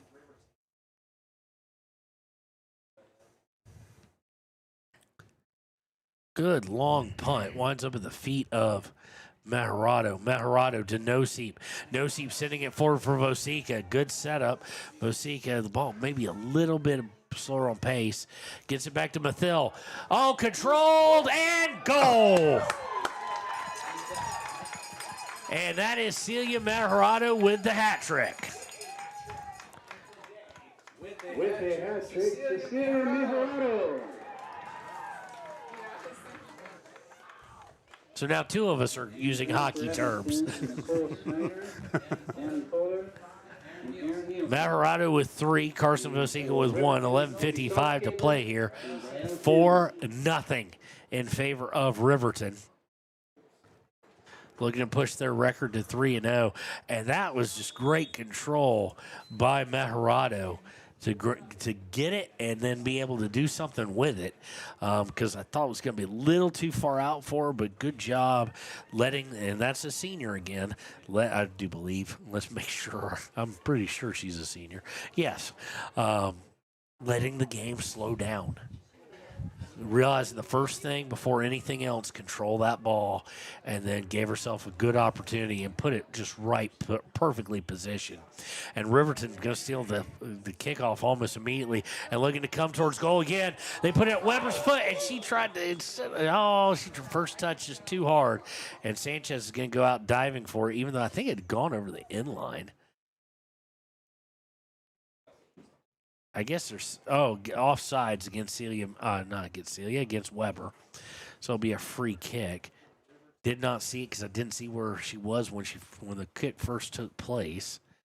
So it'll be a free kick here by Evanston. And like on cue, it goes right to Saltzgaber.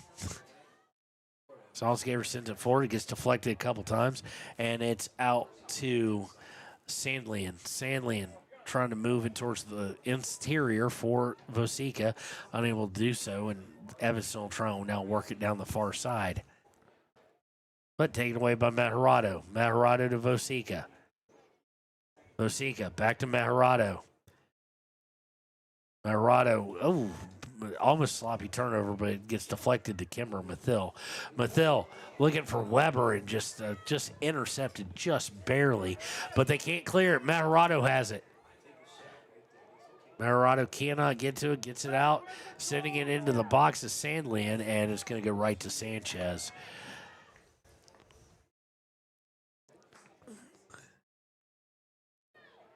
Punt, like we said, goes right to Kimber Mathil. Oh, Terrence. Okay. Jason's laughing because you saw what I saw, right? Yeah. Weber, and then she shakes her head like, oh, no, I messed up. Yeah, threw her down. The ref's just like, the earlier we get out here, the quicker we can go to, like, Rusty Truck or something. Mind you, there's a game after this for the boys, but, Tara Weber just threw her to the ground.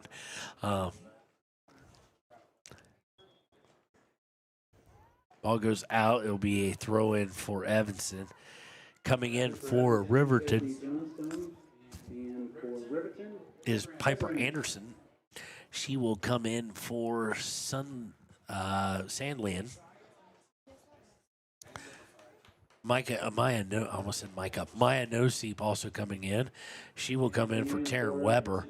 I don't know if that's because Taryn might be tired or it might be they want to avoid retribution for her throwing a Red Devil to the ground. Does look like Weber's favoring the left leg a little bit, maybe. I mean, it just looks like maybe a little cramp or something of that nature. She's paying no mind to it. Just looked like she had a little hitch in the giddy up, as they say in the South. Ball's going to go all the way down to Sanchez on a very leading pass for Riverton. But Sanchez is going to turn it right back over on the kick. Unable to play it really well as Riverton, but they do get it back. Kimber Mathil to Maharado trying to get out for Nosip. Vosica also giving a run, and they're not giving. That wasn't the full-on sprint we saw 10 minutes ago. Of course, with 8:05 left, game well in hand, 4-0. This will take Evanston to 0-3 on the season. It'll take Riverton to 3-0. So beautiful start. And the only thing that, as much as I'm sure these kids love having spring break, and some of them probably have some fun places to go, and it's nice to get healthy. When you're on a 3-game winning streak to start the season, you almost want to keep it going. Into the box, cleared out by Evanston after some chaos. But you do wonder, is what he going, I wish we were playing this weekend or at least next Tuesday or Wednesday. Yeah. Not to give up the momentum of which they've gained a lot of. Into the box, this will be the first time Mossberger's had to pick a ball up with someone running on her. She does so with relative ease. So, of course, Riverton's next game will be April 9th, 14 days away against Jackson. And then they'll play on that Saturday against Star Valley. Both games at home. We'll be bringing them both to you. McConaughey unable to keep that from going out of bounds. So with 6:50, it'll be a throw-in for Evanston. In for Evanston, Bianca Saavedra. And Olive Saavedra coming back in, as is... Can't see the number. Can't be 20, maybe 26. Olive Woodruff. I can't really tell. Throw in by Evanston's Barnes. Winds up right with Vosika's foot. She pops up in the ground, up in the air. Evanston does gain control of it, at least for the moment. Trying to push down the near side to Schneider. And stepping right in front of it. And a handball, unfortunately, was to Katie Yarber all the way out to Noseep. And it just ran up Noseep's knee and up to her hand and arm.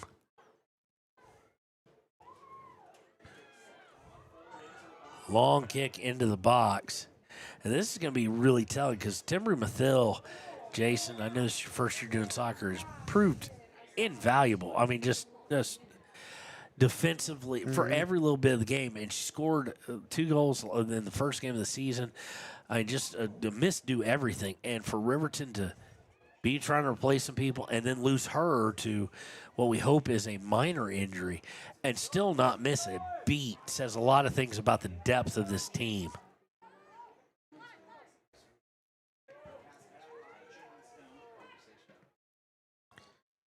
Piper Anderson has it deflected to Gordon. Gordon sending it forward, trying to get Saltzgaber. It's going to be a little too far out for her.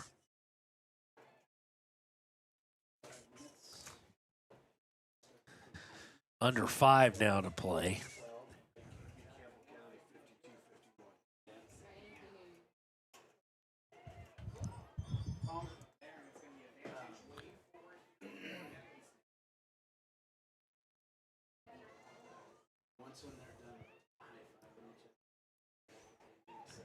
See if we've got any scores for you guys. We do. As Riverton really toned down the aggressiveness. They only have one person forward. They will send more in case this happens. It's a long ball. I don't think Noseep's going to be able to get to it, so she will not. But enough where they feel like they have to play it out. And Riverton will now pinch up just a tiny bit. Winds up with Kimber Mathil. Mathil, long shot. And just wide right. So on Tuesday, we saw number 4 Thunder Basin defeat Cheyenne East 4-1.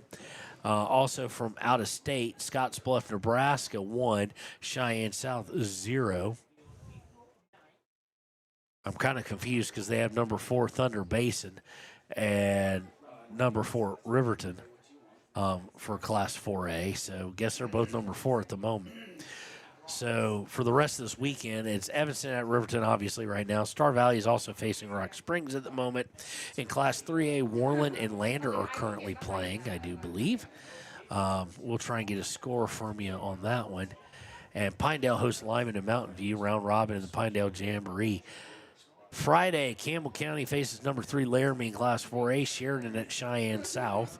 Both those games at 6. On the girls' side.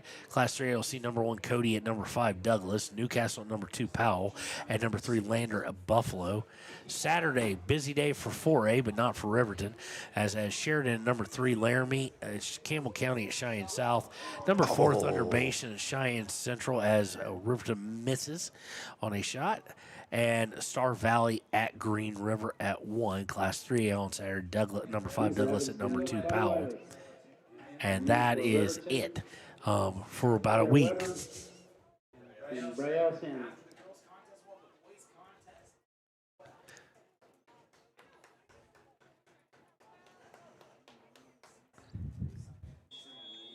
So I don't think they've changed the rankings here. We're going to take a look since the opening day. course, for Class 4A girls, Jackson comes in at 1. That's exactly the top 5. 4 are tied. Class 4A girls rankings as they sit right now, that will change, obviously, as season goes on. Number 1 in the state, Jackson. Number 2 is Kelly Walsh. Number 3, Laramie. Number 4 is Riverton and Thunder Basin tied with them. At 3A girls, it's number 1, Cody. Number 2, Powell. Number 3, Lander Valley. Number 4, Buffalo. Number 5, Douglas. Boys 4A is Jackson at 1 as well, as just like the girls. Number 2, Sheridan. 3, Kelly Walsh. 4, Central. Cheyenne Central. And number 5, Thunder Basin. For 3A boys, it is number 1, Cody. Number 2, Buffalo. Number 3, Lander Valley. Number 4, Torrington. And number 5 is Mountain View. So under a minute and a half to play. Kimber Mathill will be throwing in here. There's to Evanston, but coming away with Vosika momentarily, then taken away. But now it's going to fall. Oh, I think it would have fallen right to Riverton and right to Sandland, but she gave up on it and let him go, and now it's going to go out of bounds as Evanston tries to pull back, and she trips. This one will go out off of Sandland, and we're under a minute to play here.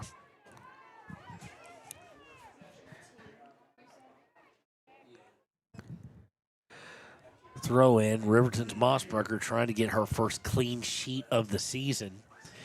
They are under 40 seconds away from a shutout.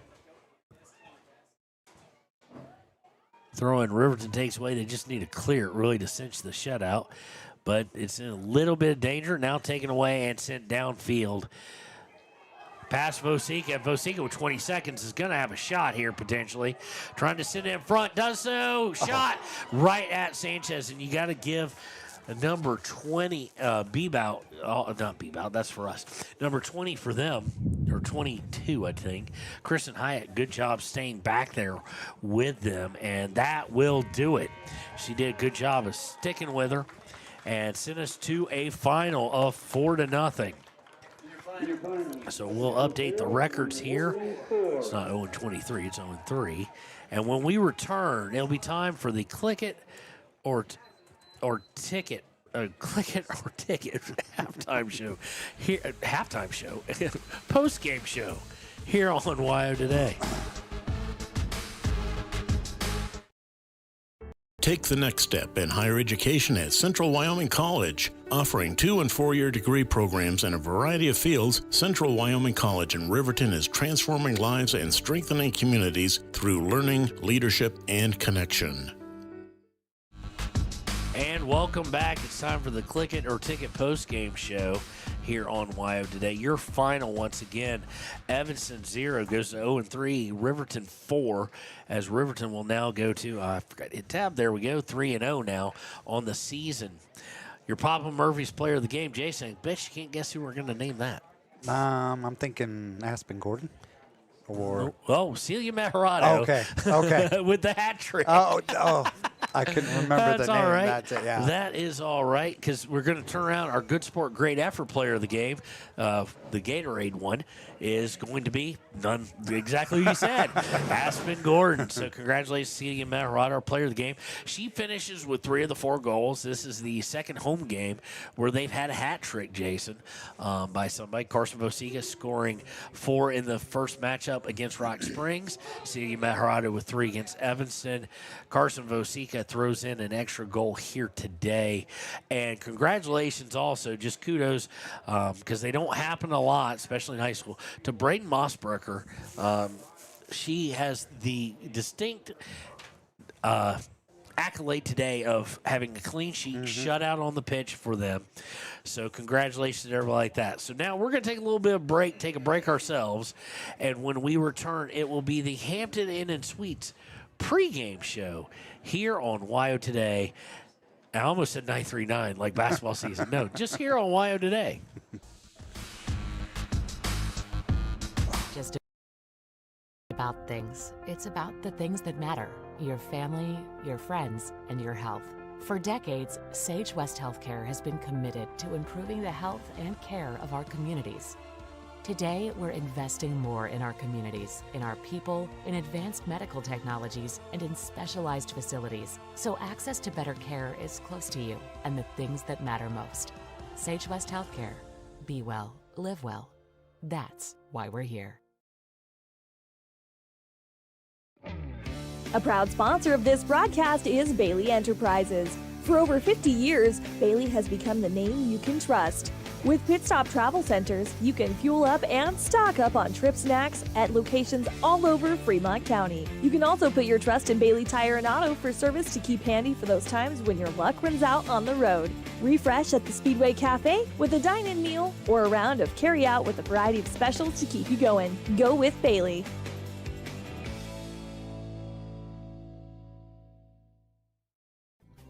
Riverton Blowdorn Lumber is proud to support youth sports. Experience the Blowdorn difference. Quality products, design, delivery, and expert service. Blowdorn Lumber, 1202 North Federal in Riverton. Blowdorn Lumber. Your car or truck is an investment. When it needs repairs, you need someone you can trust to do the job right. Take it to Gunners Automotive. They repair all makes and models of cars and trucks, from oil changes to brakes, tires, and more. Gunners Automotive, 856-2288.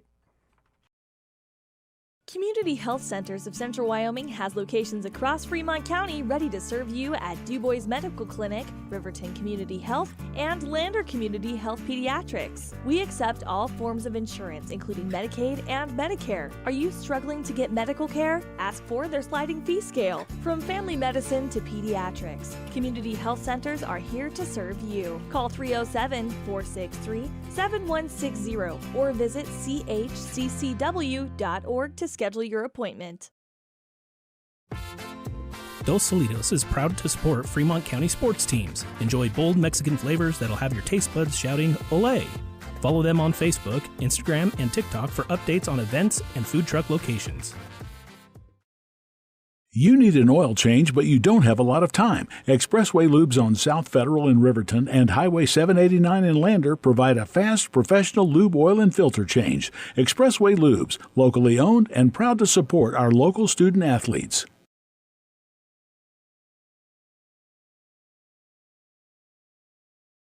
B&M Septic and Excavation offers prompt professional service. Call them today for a quote at 850-2200. They serve far and wide across Fremont County and deep. B&M Septic and Excavation is proud to support Fremont County sports. Why should your new floor come from Carpet One? Because we're passionate about the spaces our neighbors call home. We're part of your community, and we're also part of the world's largest cooperative of independently owned and operated flooring stores. So you can be sure you'll get great selection and outstanding value with every installation. Whether it's carpet, hardwood, tile, or luxury vinyl, our experts take the guesswork out of choosing the right floor. We're your local Carpet One Floor and Home, the one store for your perfect floor. Visit Lander Gambles to make your home feel like new. They will beat any competitor's price. Stop by to speak to one of the sales agents or visit LanderGambles.com. Lander Gambles will help you find the perfect product that fits your budget and lifestyle. Lander Gambles, 420 Main Street, Lander, Wyoming. Your tax pros at 219 East Main Street in Riverton, Wyoming can handle all your tax needs. Whatever your situation, we know what to do. Call 307-856-2256 today to schedule an appointment. H&R Block is open Monday through Friday, 9 a.m. to 3 p.m. Men have a way of doing things. A man has his way of eating, of exercising, of keeping his hands warm, and of straightening up. So, when a man faces a serious life problem like divorce, depression, or suicidal thoughts, shouldn't a man have a way to deal with that too? Well, now he does.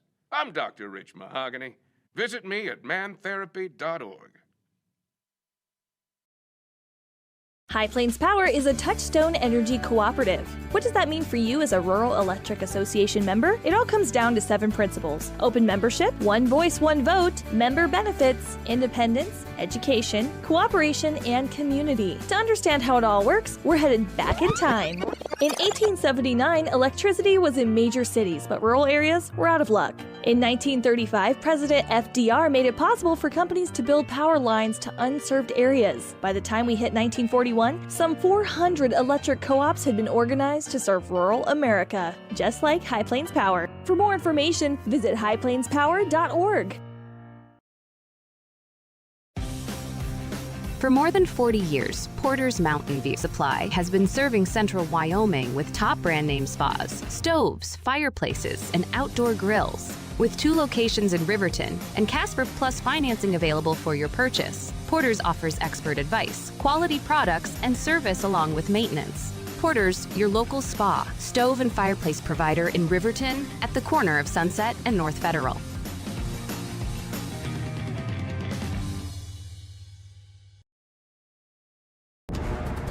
Exploding at 200 miles per hour.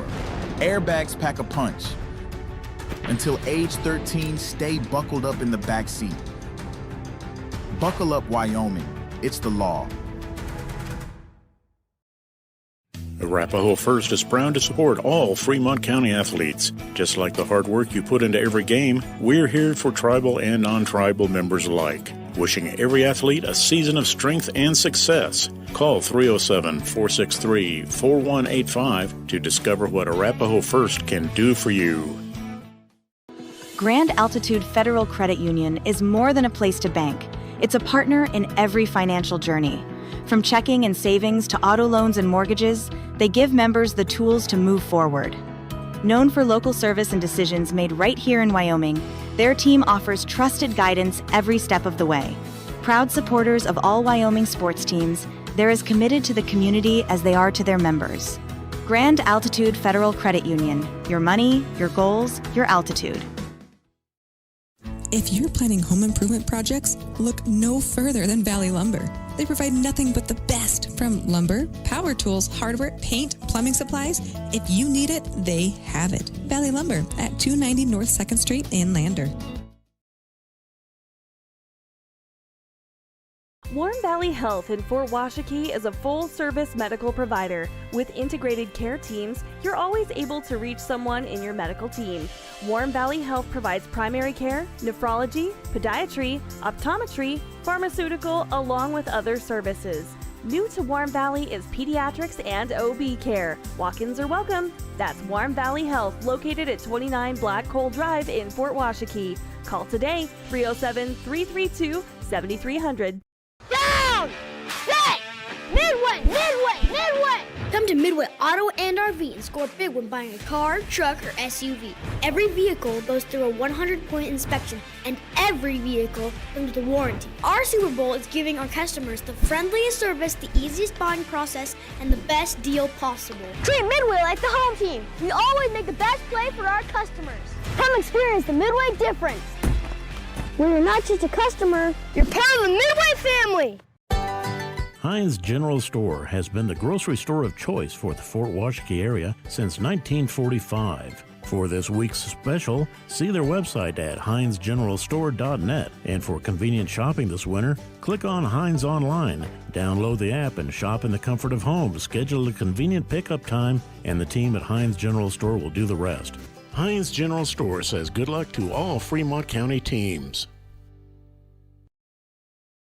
Take the next step in higher education at Central Wyoming College. Offering 2- and 4-year degree programs in a variety of fields, Central Wyoming College is transforming lives and strengthening communities through learning, leadership, and connection.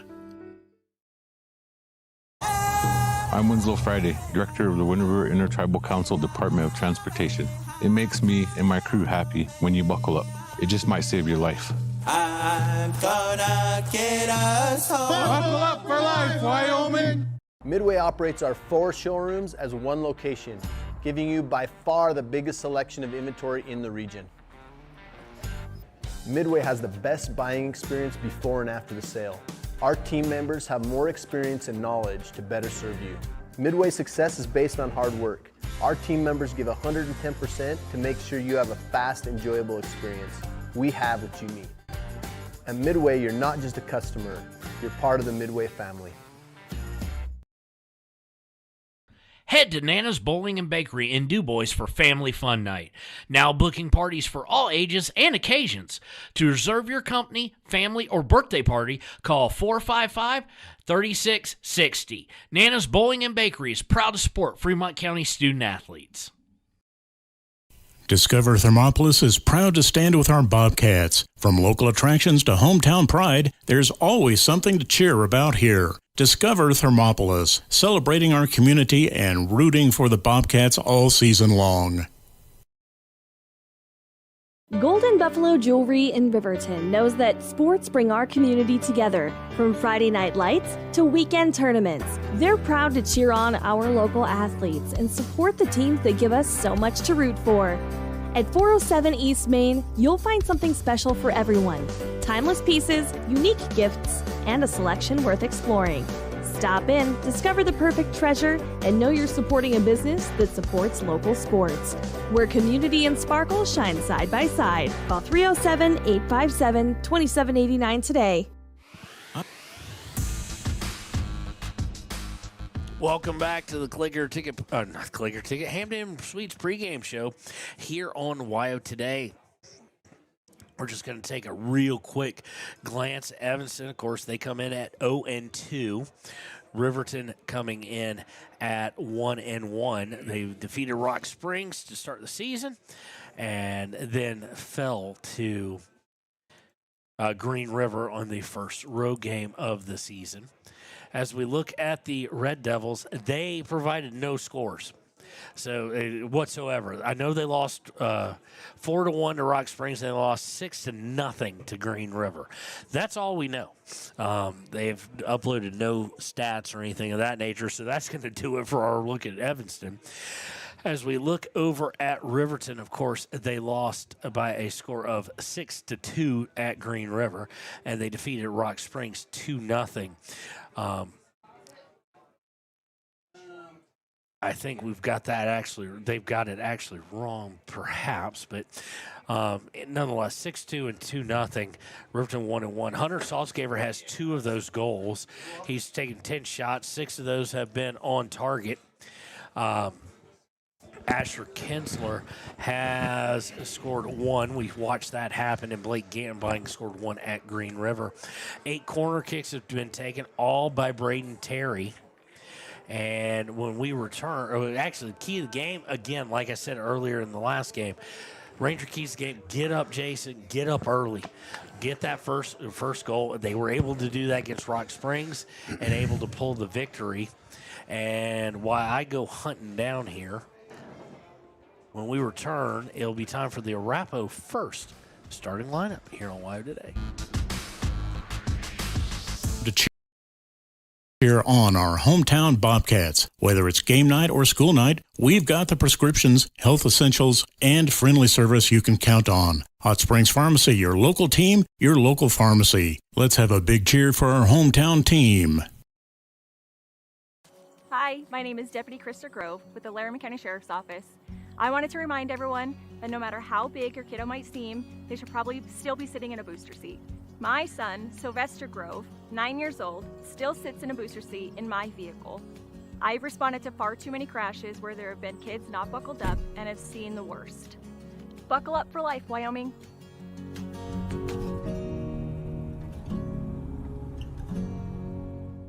Life moves fast, and Range Internet is your high-speed partner. From working the ranch, running your business, or just out having fun. $80 1 gig internet from Range keeps you going at life speed. Fast and reliable service, all backed by local experts with the latest in online security. Only $80 a month, with no contracts and no phone lines required. Don't just follow the herd. Lead the way. Visit range.net and discover how $80 1 gig internet can help you live your West life. And welcome back. It's time for the Arapahoe first starting lineup. What? Where'd I go? Okay, there I went. Test. I can hear you. I have lost my... Oh. There we go. I'm back. That was weird. Welcome back. Time for the wrap-up first starting lineup. We're going to kick it over to Jason with the Red Devils starting lineup. This one's to mark through. All right, for the Evanston Red Devils, we have number 2, Bentley West. Number 5, Emery Kohler. We have number 8, Louis Loma. We have number 9, Ricardo Heffenbauer. Number 12, we have Cole Garfield. And number 13, we have Colter Rowdy. Number 21, we have Beckham Hill. Number 24, Jackson Williams. We have number 28, Peyton Alred. And number 32, Jay Saavedra. It would be just because it's Saavedra. Saavedra, yeah. The one that's fun is Heffelbauer. I hope we're pronouncing that right. For your Riverton Wolverines, led by Coach Diedrich Becker, varsity assistant Nick Fenton, head JV coach Jeff Caruth, voluntary assistant Josh Saltzgaver, voluntary assistant Jesse Cornejo, and trainer Paige Phelan. In goal, it will be a senior, Landon Hughes. Next up, sophomore number 3, Camden Hiles. Sophomore number 4, Braden Terry. Sophomore number 5, Aaron Hutchison. Junior number 6, Peyton Larson.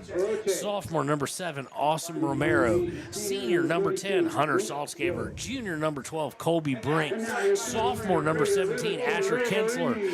Senior number 18, Blake Gantenbein. And senior number 32, Trent Weber. So you can see he's starting to build that program. A lot of sophomores played significant moments. That's going to do it. We want to thank Arapahoe First Responders starting lineup, Hampton Inn Suites from the pregame show.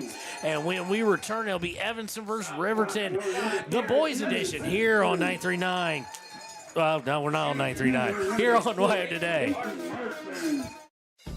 Stay at the newly renovated Hampton Inn & Suites Riverton, proud sponsor of all sports teams, home and away. Experience the perfect blend of comfort and convenience with Hampton's top-notch amenities, including a free hot breakfast, complimentary dinner and drinks Monday through Thursday evenings, a sweet shop for snacks and essentials, a pet-friendly environment and an indoor hot tub pool, and a fitness center to keep up with your workout routine. We've got everything you need for an exceptional stay. Reserve your stay now on our website, Hampton Inn & Suites Riverton, where comfort meets convenience. And we interrupt you with breaking news live from the Pepsi Wild Cherry aisle. Carol, can you hear us? Steve, I've never seen anything like this. The bold, refreshing, and bursting with cherry deliciousness of Pepsi Wild Cherry is, well, let's just say everyone is getting wild. Getting wild? That's right, Steve. There's dancing, binge-watching, and is that a slip and slide? They're really putting the wild in Pepsi Wild Cherry. And this on-the-scene reporter can't wait to pop, lock, and drop it. Pepsi Wild Cherry. Go ahead. Get wild. And welcome back to WIO Today. Almost said it again. Almost said KTAK again. Riverton coming out in their kind of 5-stripe Atlanta United look from MLS. Of course, the Red Devils will be in their all whites with just red. Unlike the girls who had red shorts, boys in all white with red numbering. And boy, that number's not big. So excuse us when saying player's name. Looks like they're going with 5 defensive backs, so to speak.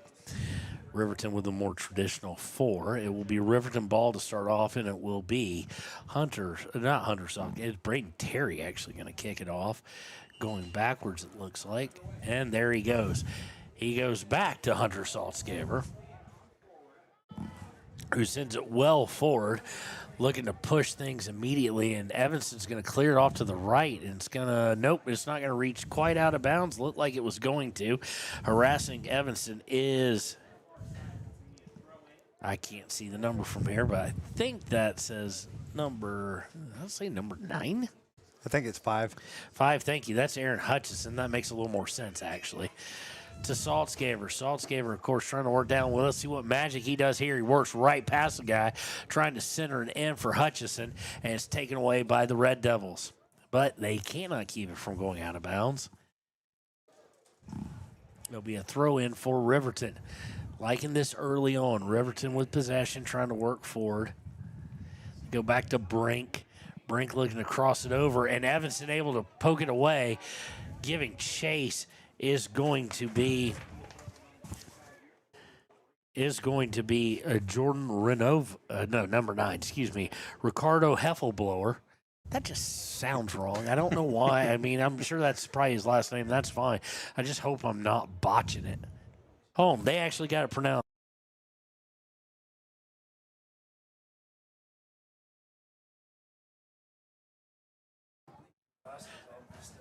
Okay, I bet mine is then. Yeah, we've got all sorts of wrong rosters. Wow, we don't have anywhere near the right one, so we do apologize. So we're just going to put that away. We'll hand that back over to him, if Jason, if you don't mind, just getting that back over to him. So we do apologize about that.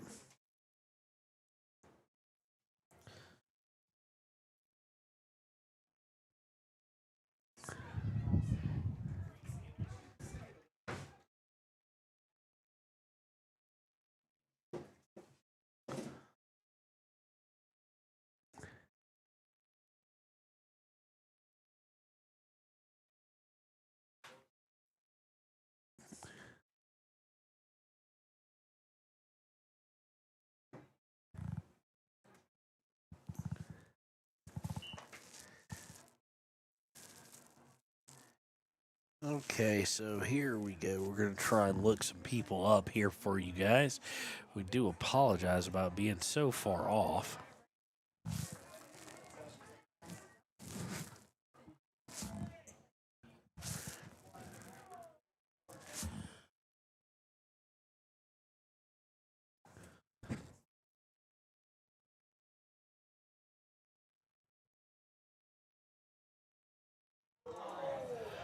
And Riverton trying to do a cross there. It's going to be deflected out.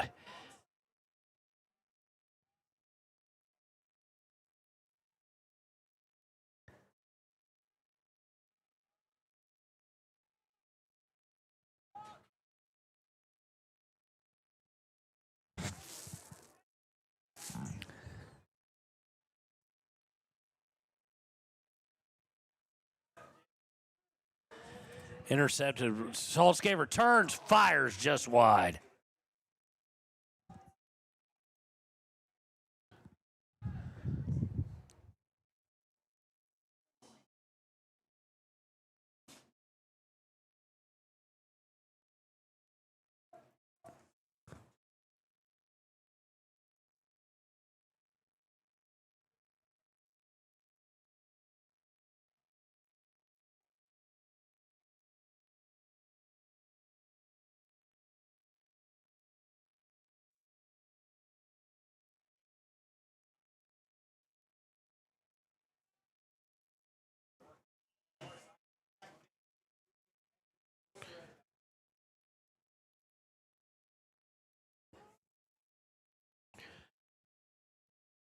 Evanston with the ball down, trying to kick down. We're trying to find a roster, so we do apologize in advance.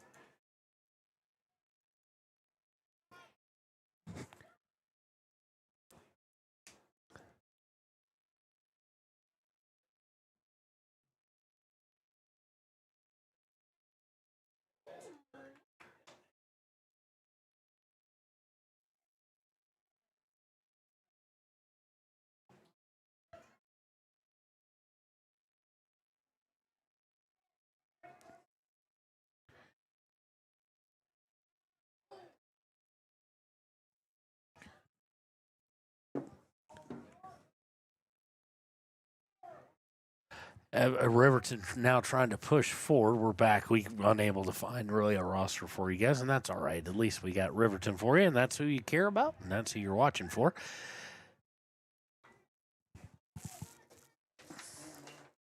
Riverton trying to push forward, cannot get past midfield, and they're going to get called for a foul to boot. Looks like the guy they're targeting for that was Braden Terry.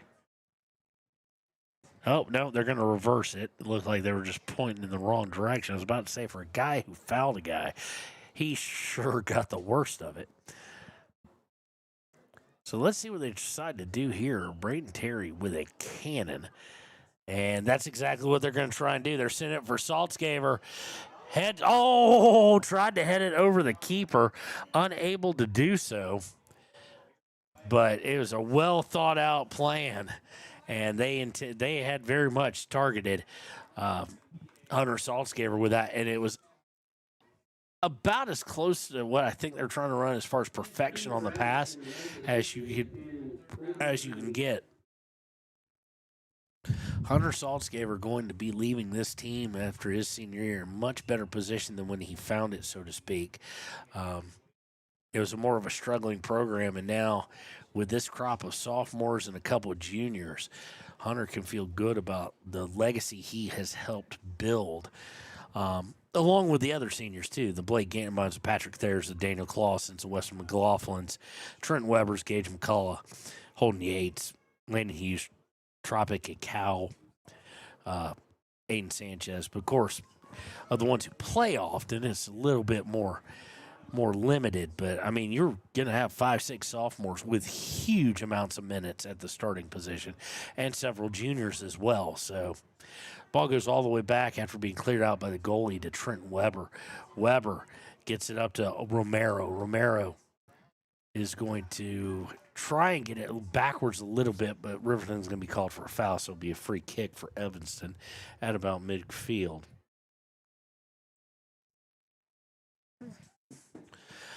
Oh, badly played by Brink off the free kick. Was trying to jump into it, said jumped over it, but he's bailed out, comes back, gets it, clears it momentarily, but sent high with some spin on it, and running out for it is Landon Hughes, who will secure it in his arms as we've now played 20% of the first half here with 32 minutes to go.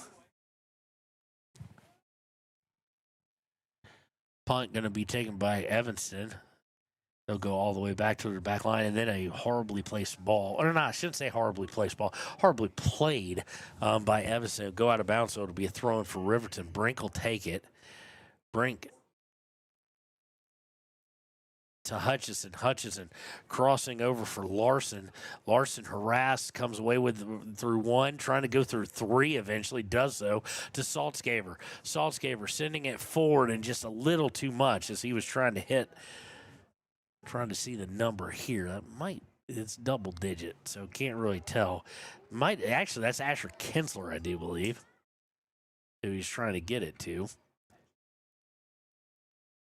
Goalie's punt taken away by Riverton's Hutchison. Hutchison trying to get it to Saltzgaver and just sends it just a wee bit too forward. So the punt here will fall onto the head of Riverton. That would be Camden Heil. And we've got a handball against Evanston, so it'll be a free kick for Riverton. Most likely going to be taken by Braden Terry. That's exactly who is going to take it. The cannon of a leg that is Braden Terry. Sent it in, off one head, off another, and sent into the middle looking for Romero. Romero unable to get to it before the keeper does.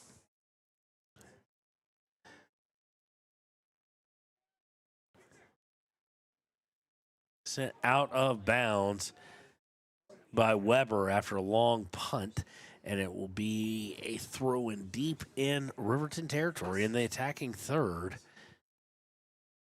Thrown by Evanston. Sent down, and now Terry with it. Terry loses control of it. Evanston takes it away. Evanston looking for the cross, hits off Terry. It will be the first corner kick of the afternoon for Evanston, or for anybody for that matter. Substitution now be Carson Trujillo coming in for Riverton. He will replace Blake Gantenbein. And Carson Trujillo, another one of that sophomore class. I mean, when you look at it, Trujillo, Heil, Terry, Hutchison, Romero, Kinsler. This team's returning a lot of guys for a couple of years. So it'll be interesting to see what they say. Off the corner, stolen away. Hunter Saltzgaver with a ton of room to run. And now he runs out of it slightly at the 30. So now we'll see what he can do with it. Goes outside. We know what Hunter can do. What kind of magic can he do with this question? Back for Terry. Terry over the side for Hutchison. Hutchison trying to get past, does get past one, can't get past the other. It's sent out of bounds. It'll be a throw-in for the Wolverines.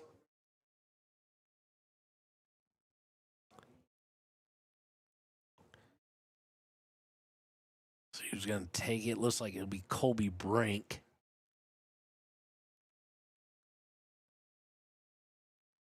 Brink into Saltzgaver, and we've got offsides against Riverton, but it goes over the inline. I think they'll just say it'll be, the flag was up. The whistle did not blow, but it goes over the inline for a goal kick for Evanston.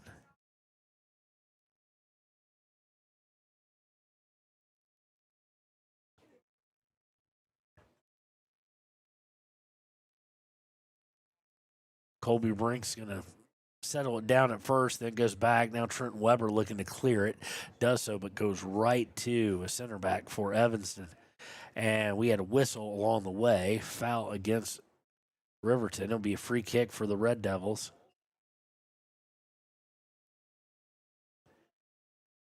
Free kick taken, sent towards the box. Headed out by Weber. Weber to Romero. Romero trying to send it down for Hutchison. Or not Hutchison, excuse me. Misplayed by both Evanston and by Asher Kinsler. It'll go out of bounds. The Evanston player had the first play on it, and then Kinsler had a chance at it after it was misplayed, but they both kind of went the wrong direction. That's what caused it. Ball's going to go out of bounds as they try and get it to Kinsler again. It'll be a throw-in for the Red Devils.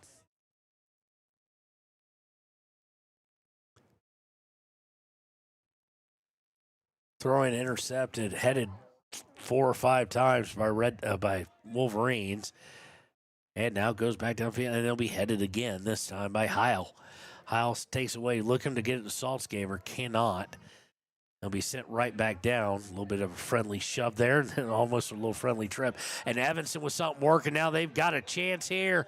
Sent off and cleared off nicely there by Camden Heil, I do believe. Bails out Landon Hughes after he committed to it, but maybe a little bit too late. And good job by Evanston to force the issue. It will be a throw-in for the Red Devils as Heil cleared it out of the way. Colby Brink gets it up to Hutchison, who loses control of it. Taken away, but back to Weber. Weber will send it forward. A lot of spin on that one. They'll go out of bounds off of the Red Devils here with under 26 minutes to play.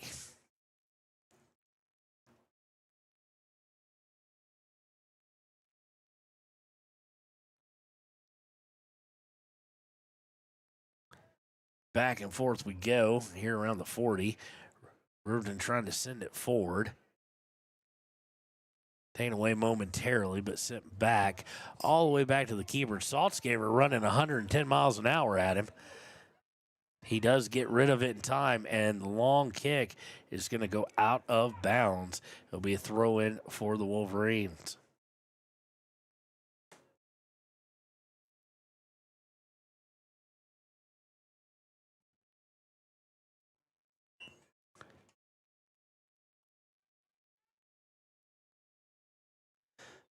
Throw-in sees a whistle and a foul against Riverton.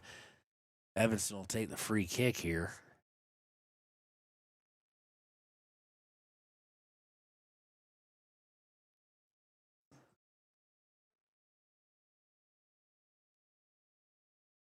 Intercepted right off the free kick. Saltzgaver looking to push it, and Evanston, I'll give credit where credit is due, Jason. Evanston's back line is fast. And stolen away, and here comes Saltzgaver. Saltzgaver shot! Goal!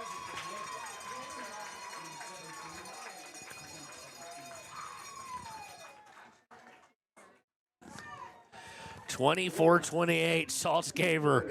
Let's just say Hunter doing things that Hunter does. That's the best way to describe it. Comes out of nowhere, makes the corner, and it wasn't straight in the goal. Evanston had a chance to deflect it. I'm not 100% sure that Hunter will get credit for that. I don't know if it hit off someone else's foot or ankle in kind of the backspin chaos, but for now, we're going to credit with Hunter.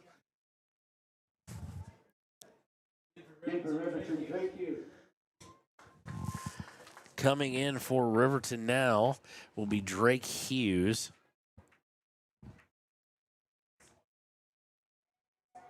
As Hutchinson will come out. Riverton up by 1-0 here, and that's exactly what we said they needed to get off early to start facing an 0-2 team, get to 2-1.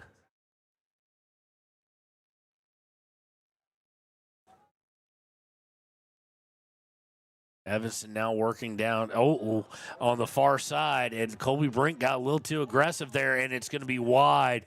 Landon Hughes didn't have to play it, and he kind of has his arm outstretched like, where's the guy defending my backside, so to speak? And that's got to be a concern if you're Coach Becker right now in this game. Colby Brink played the first game we covered so well defensively, but he's been a little over-aggressive here as far as trying to get to the ball and letting things get behind him. That's the second or third time that's happened. Off the goal kick, they're looking to get it to Hunter, and he's trying to come through and unfortunately unable to do so. Taken away by Evanston. Sent back by Larson. To Terry. And we've got a handball against Evanston. Handball, if ours was right, is against Victor Lozano, but I'm not 100% sure our roster is right.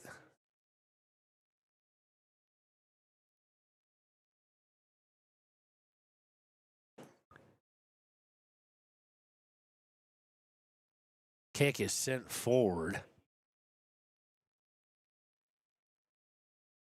And it's going to wind up with Evanston. Evanston turning, trying to work down the far side.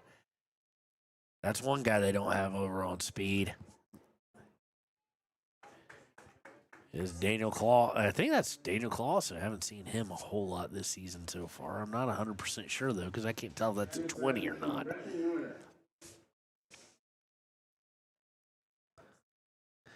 Looks like Hutchinson getting some talk from the coach. Looks like he might be headed back in.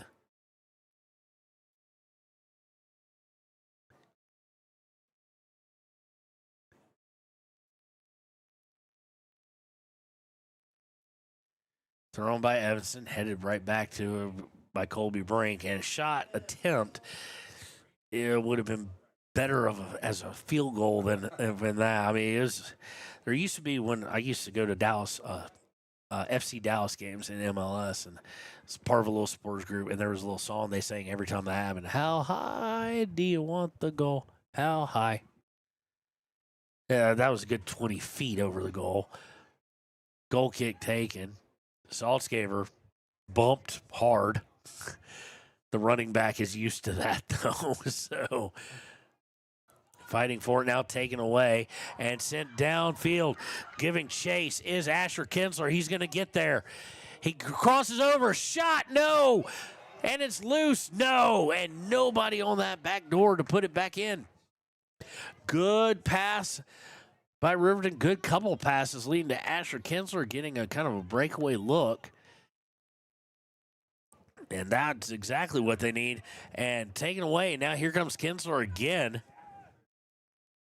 Good job I do believe that is Drake Hughes, the freshman, and taking it away and sending it forward.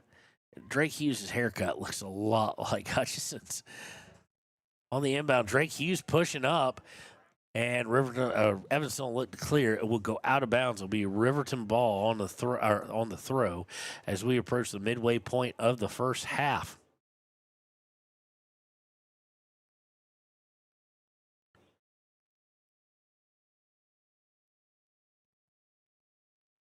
Throw in, and we got away with one there as Peyton Larson took a little hop. Weber sending it forward to Saltzgaver. Saltzgaver comes away with it, but he leaves it behind him. And we've got a flag of some sort. I'm not sure what for. We have our first stoppage. He did the X.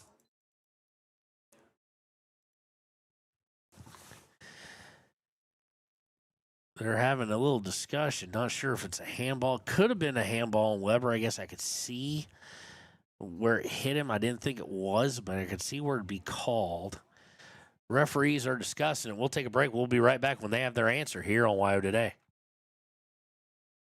Take the next step in higher education at Central Wyoming College. Offering 2- and 4-year degree programs in a variety of fields, Central Wyoming College in Riverton is transforming lives and strengthening communities through learning, leadership, and connection. Okay, it looks like we have an answer of sorts. And whatever it's going to be a free kick. It's going to be a foul against them, I guess. So it'll be a free kick taken, sent all the way down, looking for Hunter Saltzgaber. Brandon Terry, like a missile, that thing locked in. But unfortunately, got Hunter spun around. It'll go over the end line, so it'll be a goal kick. So we took all that break. First to kick it over the end line, it'll be a goal kick.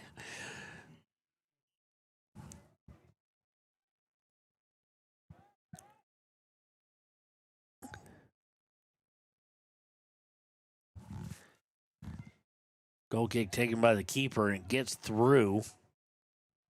But Larson able to come clean it up for Riverton.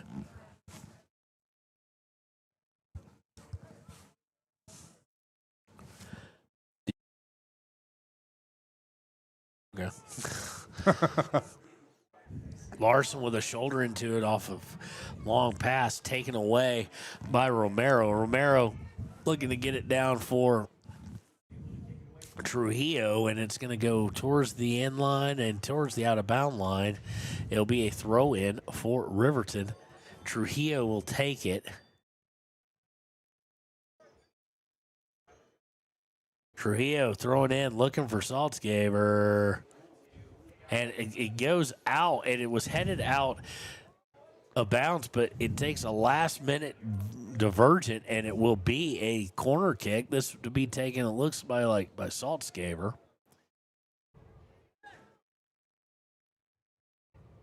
Saltzgaber, nice curling in. Oh! Angled towards the goal by Peyton Larson. Just wide left, just slightly. And so the score will remain 1-0 Riverton. Goal kick on his way. Stepping in front of it momentarily was Heil, but Evanston's going to get a long pass out of it. Landon Hughes misplays it slightly, but well away from anybody of any importance for Evanston. So he's able to fall on top of it after it bounced off his knee. Rolls out to Larson. Larson looking to cross it over to Weber. They get it forward, and there will be taken. Oh, nope, it'll be taken right back by Riverton. Going down the sideline, Trujillo showing some speed, showing some physicality, too. Taken away by Evanston, but they'll immediately send it out of bounds. It'll be a throw-in for your Wolverines here. For Evanston, Peyton Allred, and for Riverton, Aaron Hutchison and Blake Gattenbein. Hutchison and Gantenbein return. It's a lot of good trust in some young fellas where you're able to rest guys like that. Gantenbein and Hutchison, both starters, both out for quite some time there as their backups were doing their job. And it towards the box is Riverton. It is with Romero. Romero trying to get it to Trujillo, cannot get through it, but able to take it right back. Romero with it. Romero trying to work his way towards the far sideline. It's kicked out of bounds. It should be a throw for Riverton. No. Oh, never mind. They're going to call Romero with the shove. Okay. That I can buy. It wasn't out of bounds off Romero, but I can buy the shoulder shiver. They need to go take classes from Kimber Mathill on how to do that without getting caught. And we've got offsides flag up against Evanston. Taking it quickly is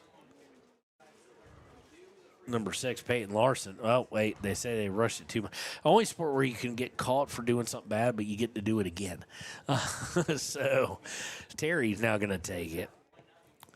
Sends it downfield, high as you would expect. And it's going to fall to Evanston, who's going to come out of the pack with it. Evanston saw that. Jason, we saw him almost fall down again. We've seen a couple of Evanston people. I don't know if they're just not wearing the right shoes for turf, or if they don't own them, or I just don't know. I mean, I've counted 2 so far. You've been to Evanston for football, obviously.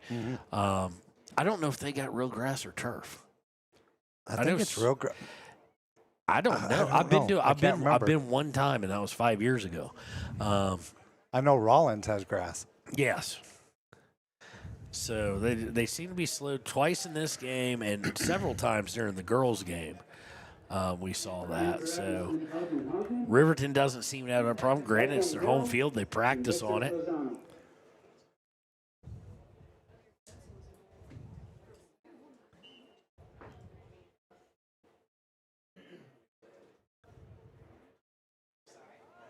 Throw in, and they're going to get Colby. Colby Brink had his forearm in the guy's lower back, pushing him for like 10 yards.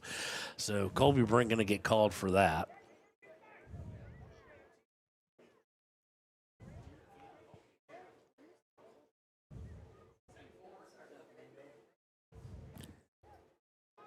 Evanston working down the far side, trying to stay on that far side with a heel kick. Pass, will he get to it? He does.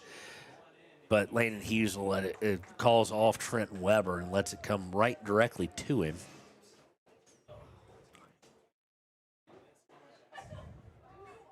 Hughes with the punt. This one not as much juice on it as normal. Saltzgaver unable to play it. But it's going to go back to Terry. He'll send it forward. Terry to Hutchinson, looking for Saltzgaver. Oh, I thought Saltzgaver saved it. The line judge, though, is right. The guy on the line's right there. Granted, far down the field, but right looking at it, just looking for that little patch of green. Evidently saw it. Be a throw-in for Evanston. Evanston has it stolen by Ganton Bunt to Romero. Romero trying to come through, gets held up just a little bit, not enough for any kind of call. He'll get cleared out to Colby Brink, and a bad touch by Colby Brink again. Just a little bit of focus, and it goes off the side, and Evanston comes away with it when he didn't have anything to worry about, but it's taken away by Trenton Weber. Weber pinching forward now, looking to get it to number 2, Trujillo. I think I think that's Trujillo over there. Goes out of bounds, Trujillo, throw into Colby Brink. Colby one touch and over to Romero. Romero, it gets blocked over to Hutchison. Larson able to keep it with Riverton. Unfortunately, now it does fall by the wayside. And tripped up, they're going to call a foul against Riverton. It'll be a free kick from about the 34 for Evanston.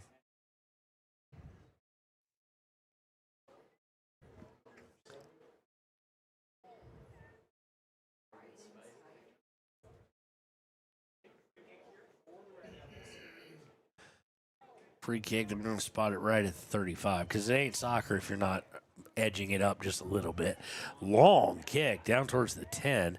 Riverton able to get ahead on it and looking to try and clear. It does fall the feet of Terry.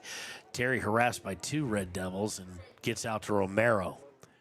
Romero trying to turn in, now has to go outside, and we're going to get a whistle against Romero. I did not see that. The ref seems to be tightening up a little bit here late in the first half. Free kick is headed back out. Saltzgaver gets a touch on it. But it winds up back with Riverton at ahead. Blake Gantenbein trying to close the gap. Cannot. And it's going to be sent over the head. Shot.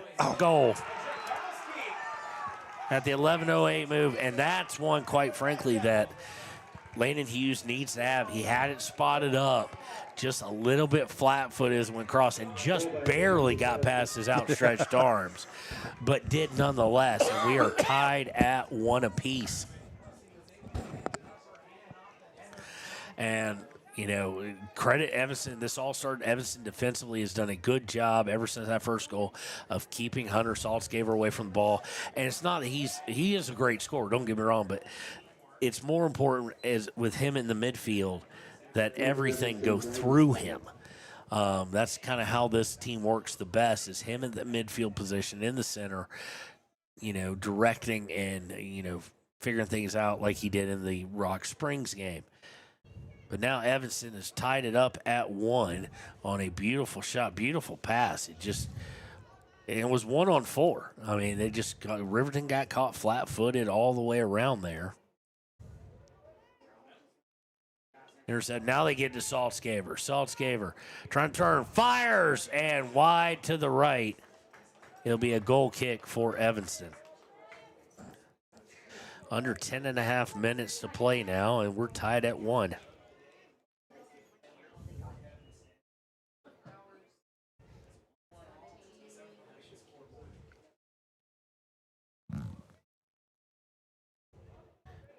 Goalkeeper taking a tremendous amount of time to line up this goal kick. Sent out towards midfield and sent out, and now Landon Hughes has got a problem.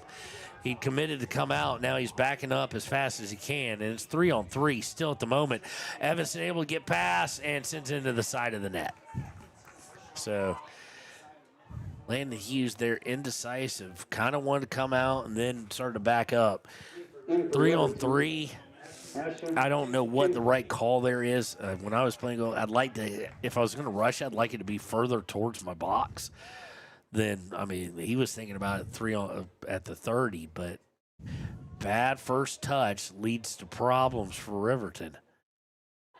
Saltzgaver going to send it well forward. Now Riverton's got something working, and he's way off sides. I thought he was. Waited to see the flag. So that was. And we've got a stopped clock now. Not 100% sure why. He wants to talk about it. We'll let him. We'll be right back here once they make a decision on WYO today. Living well isn't just about things. It's about the things that matter. Your family, your friends, and your health. For decades, Sage West Healthcare has been committed to improving the health and care of our communities. Today, we're investing more in our communities, in our people, in advanced medical technologies, and in specialized facilities, so access to better care is close to you and the things that matter most. Sage West Healthcare. Be well, live well. That's why we're here. A proud sponsor of this broadcast is Bailey Enterprises. For over 50 years, Bailey has become the name you can trust. With Pit Stop Travel Centers, you can fuel up and stock up on trip snacks at locations all over Fremont County. You can also put your trust in Bailey Tire and Auto for service to keep handy for those times when your luck runs out on the road. Refresh at the Speedway Cafe with a dine-in meal or a round of carry-out with a variety of specials to keep you going. Go with Bailey. Okay, I guess they decided it wasn't offsides or something of that nature because they goalie take it into his box and then just play it out of there. I'm kind of confused. I like to think I know the sport decently well. And it just seemed like a long time for something that wasn't needed. It was going to result in the same thing as far as a long kick from Evanston. See how that plays out. Throw in by Riverton, though, and they're going to go back for their keeper. Giving chase is Hutchison. Long kick by the goalie. Brink tried to get Saltzgaver. Saltzgaver can't complete the possession. He'll go all the way back to the keep. He'll clear it out again, and this time yet taken again, this time by Romero. Romero trying to get to Trujillo. Goes all the way back to Weber. Weber will pop it straight up. And taken now by Asher Kinsler. Trying to get it back to Kinsler. No, not Kinsler. Romero. Oh, my goodness. Blake Gambine, again, what we've said before, and I take this to the grave, so to speak. Landon United several years ago had the best player. He broke the MLS scoring record, and they said the key for him was when the goal opened up like that, the game slowed. And the game did not slow for Blake Gambine. Wide open, keeper not even in the screen, so to speak, and Gambine misses wide right. Which is what they mean by slow is he could have settled the ball down instead of trying to one-touch it. But you don't think you have that kind of time, even though you do.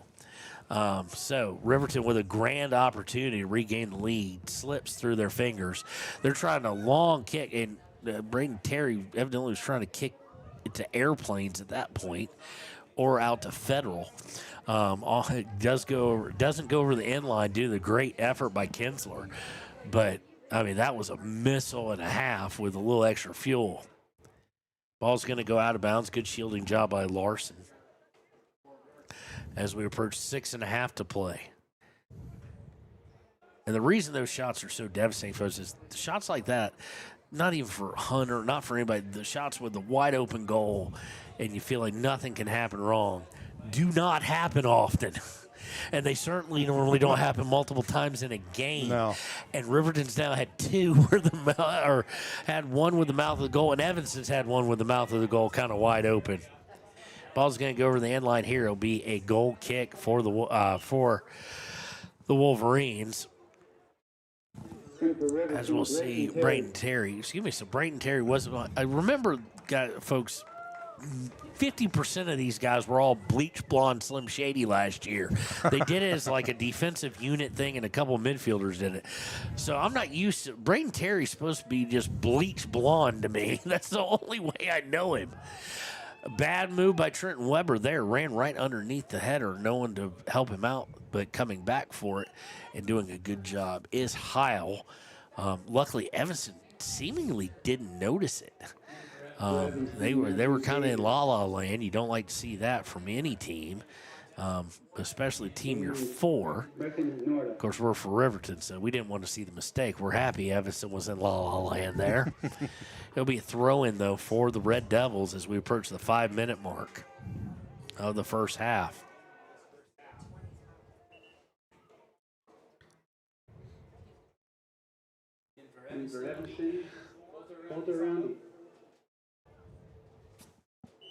Evanston's going to substitute here.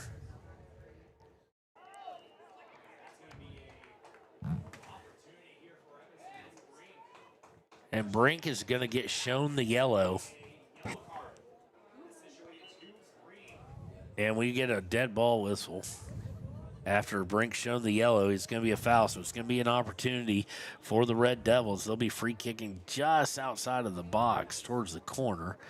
Coming in for Brink, who has to sit, getting the yellow, will be Drake Hughes, freshman who played extremely well earlier in this matchup. Nope, so Drake's not going to come. Well, yeah, Drake is going to come get him. But Brink didn't grab the little yellow, the yellow penny, as they call them.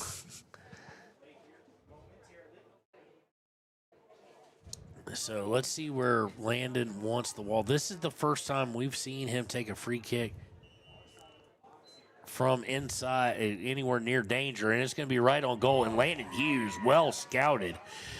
Didn't help that the ball did nothing as far as movement, but Landon Hughes able to pick it right up, right between his shoulders, like right where you'd want it to go if you're Landon Hughes. So good job of scouting there and knowing about where it would go. Punts it out. It's going to be taken by Evanston, but stolen away by Hutchison, who then has it pocket picked, and that's close to offsides, but it's not going to be. Trent Weber steps in front of it, sends it out of bounds. If it got through, no. Throw in by the Red Devils. Play goes out of sight. It goes over the end line. Last touch by Evanston. Goal kick here for Landon Hughes. Again, about 3:35 to play, 1-1. Riverton led first on Hunter Saltzgaber's goal. Evanston answered back quite a bit of time later on a breakaway that should not have been. Throw in, intercepted by Larson. Larson to Saltzgaber. This is the first time he's touched it in a while. Saltzgaber to Gantbine. Gantbine gets pushed off. Hutchinson tries to help him. Taken by Evanston.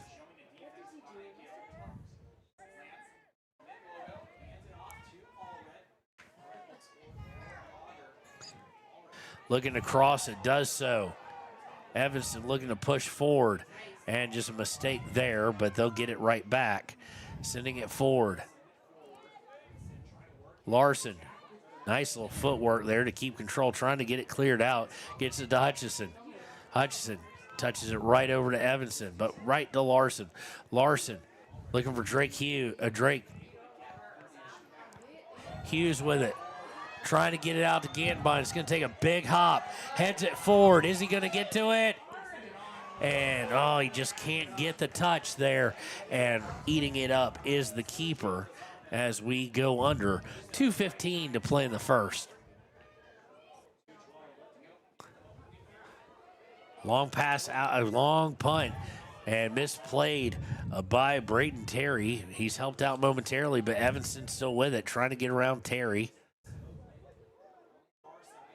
Terry to Weber. Weber will clear it out. Hughes with it. Hughes to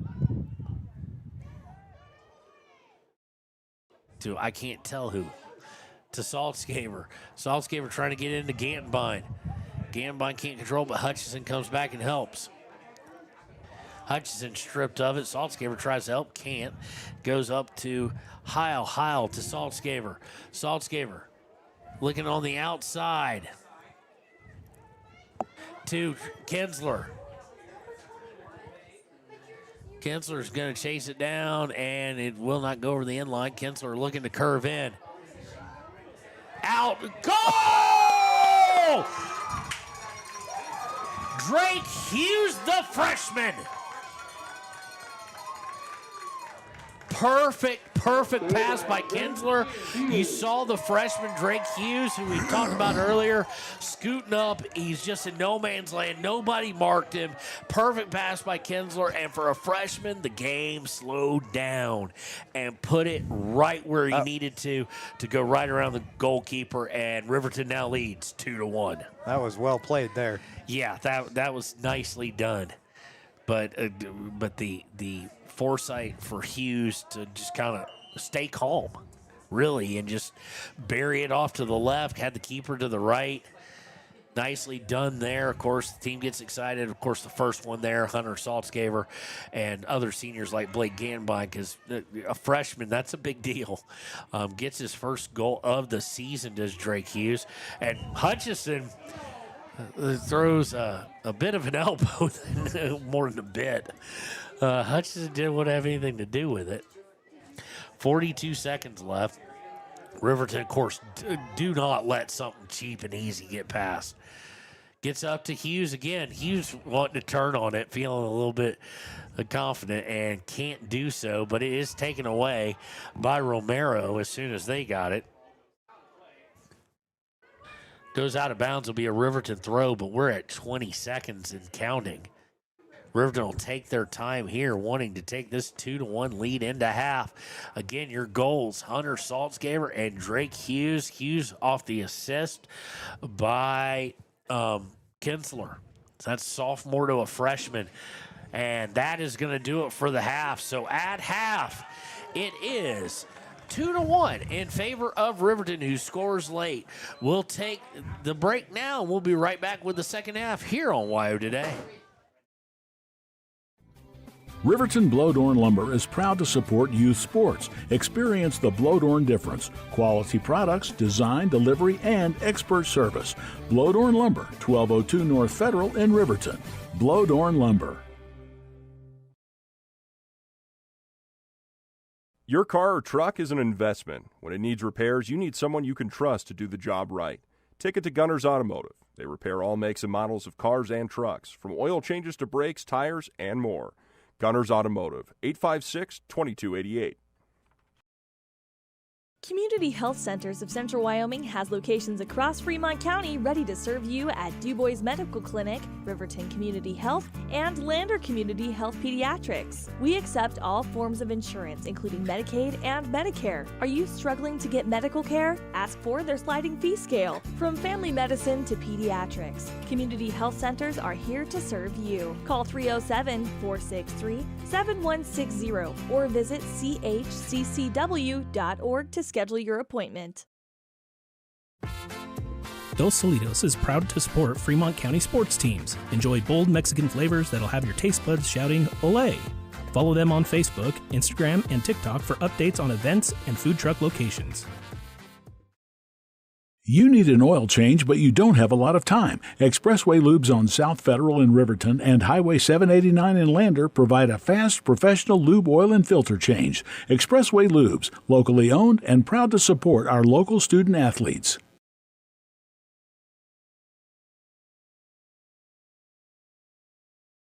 B&M Septic and Excavation offers prompt professional service. Call them today for a quote at 850-2200. They serve far and wide across Fremont County and deep. B&M Septic and Excavation is proud to support Fremont County sports. Why should your new floor come from Carpet One? Because we're passionate about the spaces our neighbors call home. We're part of your community, and we're also part of the world's largest cooperative of independently owned and operated flooring stores. So you can be sure you'll get great selection and outstanding value with every installation. Whether it's carpet, hardwood, tile, or luxury vinyl, our experts take the guesswork out of choosing the right floor. We're your local Carpet One Floor and Home, the one store for your perfect floor. Visit Lander Gambles to make your home feel like new. They will beat any competitor's price. Stop by to speak to one of the sales agents or visit LanderGambles.com. Lander Gambles will help you find the perfect product that fits your budget and lifestyle. Lander Gambles, 420 Main Street, Lander, Wyoming. Your tax pros at 219 East Main Street in Riverton, Wyoming can handle all your tax needs. Whatever your situation, we know what to do. Call 307-856-2256 today to schedule an appointment. H&R Block is open Monday through Friday, 9 a.m. to 3 p.m. Men have a way of doing things. A man has his way of eating, of exercising, of keeping his hands warm, and of straightening up. So, when a man faces a serious life problem like divorce, depression, or suicidal thoughts, shouldn't a man have a way to deal with that too? Well, now he does. I'm Dr. Rich Mahogany. Visit me at mantherapy.org.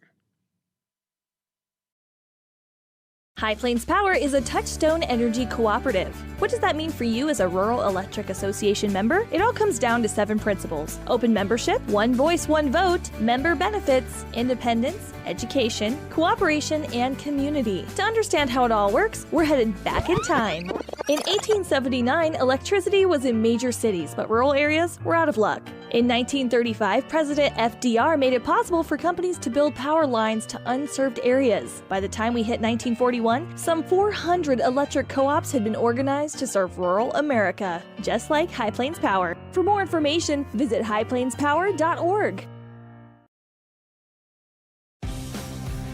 For more than 40 years, Porter's Mountain View Supply has been serving central Wyoming with top brand name spas, stoves, fireplaces, and outdoor grills. With 2 locations in Riverton and Casper Plus financing available for your purchase, Porter's offers expert advice, quality products, and service along with maintenance. Porter's, your local spa, stove, and fireplace provider in Riverton at the corner of Sunset and North Federal.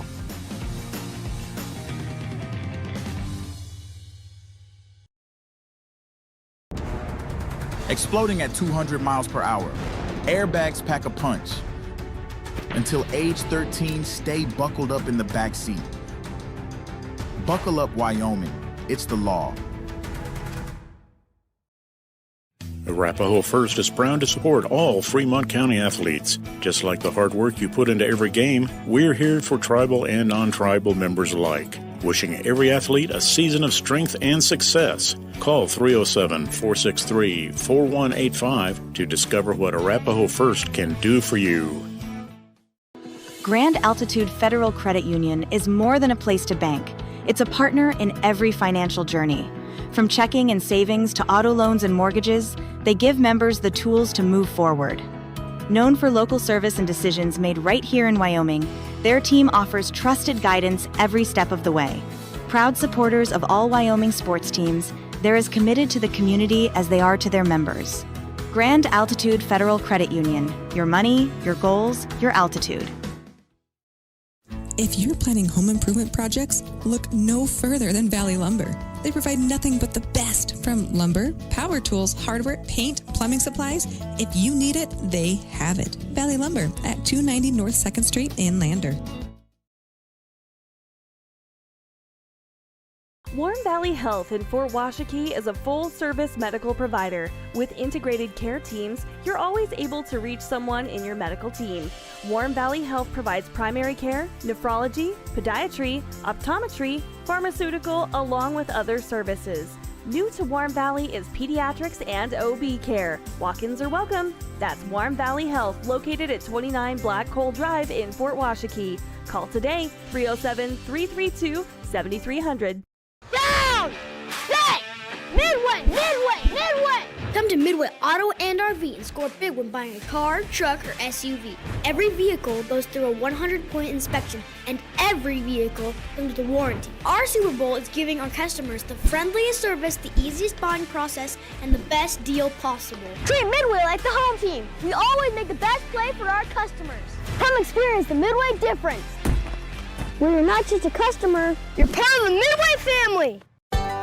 Heinz General Store has been the grocery store of choice for the Fort Washakie area since 1945. For this week's special, see their website at heinzgeneralstore.net. And for convenient shopping this winter, click on Heinz online, download the app, and shop in the comfort of home. Schedule a convenient pickup time, and the team at Heinz General Store will do the rest. Heinz General Store says good luck to all Fremont County teams. Take the next step in higher education at Central Wyoming College. Offering 2- and 4-year degree programs in a variety of fields, Central Wyoming College is transforming lives and strengthening communities through learning, leadership, and connection. I'm Winslow Friday, Director of the Wind River Intertribal Council Department of Transportation. It makes me and my crew happy when you buckle up. It just might save your life. I'm gonna get us home. Buckle up for life, Wyoming. Midway operates our 4 showrooms as one location, giving you by far the biggest selection of inventory in the region. Midway has the best buying experience before and after the sale. Our team members have more experience and knowledge to better serve you. Midway's success is based on hard work. Our team members give 110% to make sure you have a fast, enjoyable experience. We have what you need. At Midway, you're not just a customer, you're part of the Midway family. Head to Nana's Bowling and Bakery in DuBois for Family Fun Night. Now booking parties for all ages and occasions. To reserve your company, family, or birthday party, call 455-3660. Nana's Bowling and Bakery is proud to support Fremont County student athletes. Discover Thermopolis is proud to stand with our Bobcats. From local attractions to hometown pride, there's always something to cheer about here. Discover Thermopolis, celebrating our community and rooting for the Bobcats all season long. Golden Buffalo Jewelry in Riverton knows that sports bring our community together, from Friday night lights to weekend tournaments. They're proud to cheer on our local athletes and support the teams that give us so much to root for. At 407 East Main, you'll find something special for everyone. Timeless pieces, unique gifts, and a selection worth exploring. Stop in, discover the perfect treasure, and know you're supporting a business that supports local sports, where community and sparkle shine side by side. Call 307-857-2789 today. Hot Springs.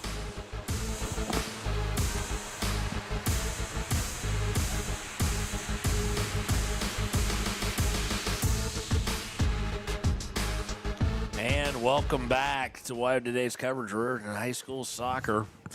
Riverton takes the lead early on Hunter Saltzgaber's beautiful score. Red Devils tie it up about 30 minutes later.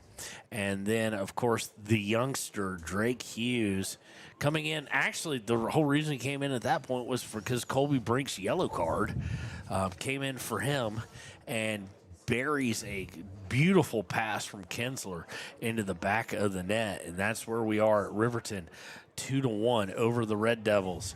It'll be a Red Devils ball. They're in their white, so they're now going towards the left, as you can tell. Riverton in their 5 stripes look.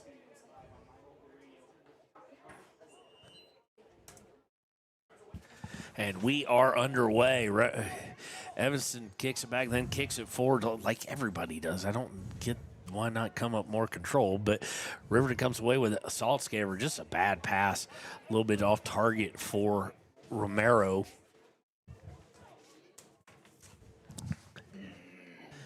Be a throw in for Evanston, and Evanston's going to have to go right off their foot and out of bounds. So it'll be a throw for Riverton. It'll be Colby Brink. Of course, Colby with the yellow card earlier. Just a little bit too much emotion into a foul, really. And Riverton coming down now. Saltzgaver with it. Turns. They're going to like quadruple team him. He shoots anyway, and it's off target. Or not off target, I should say. It's deflected by the goalkeeper. Nice save there. Trying to come back towards the middle was Riverton, and Evanston's going to be able to clear it at least momentarily. Not a great first touch, but second touch by Larson, but Larson does get it back, and they get it up to Saltzgaver. And this shot, yeah, that was Hunter, because I think only Hunter's taking that shot. Kind of hard. It looks like there might be a little purple in his hair. It looks like it also might be a little purple in Braden Terry's hair. Can't really tell. Or am I just seeing things, Jason? I mean, it looks like it's not the normal brown that I expect from certain ones of them. Or in Braden Terry's case, the Slim Shady look. Riverton, much like the girls' game, coming out very aggressive, but under some control. Shot, and it's sent wide right. And, oh, boy. Austin Romero looks back at the ref like I was taken out. The ref goes, no, no. So immediately, and that's kind of quick, especially in soccer, less than 2 minutes into the first half, and Evanston substituting. Kick by the keeper. Winds up with Trent Weber to Terry. Now to Romero. Romero looking to send it over to Hutchinson. Can't get it there.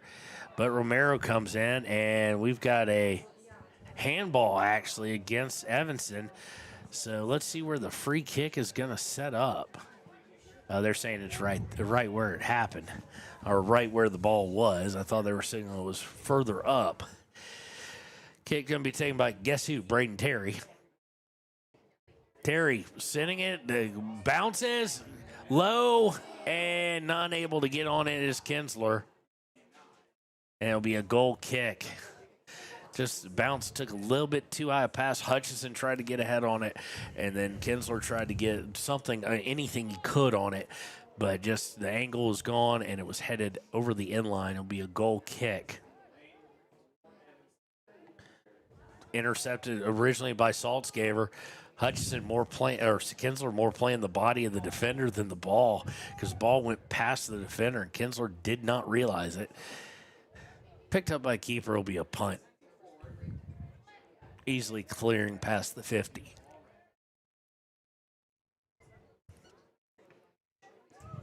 And long pass by Riverton. Hutchinson with the play, or Kinsler with the play.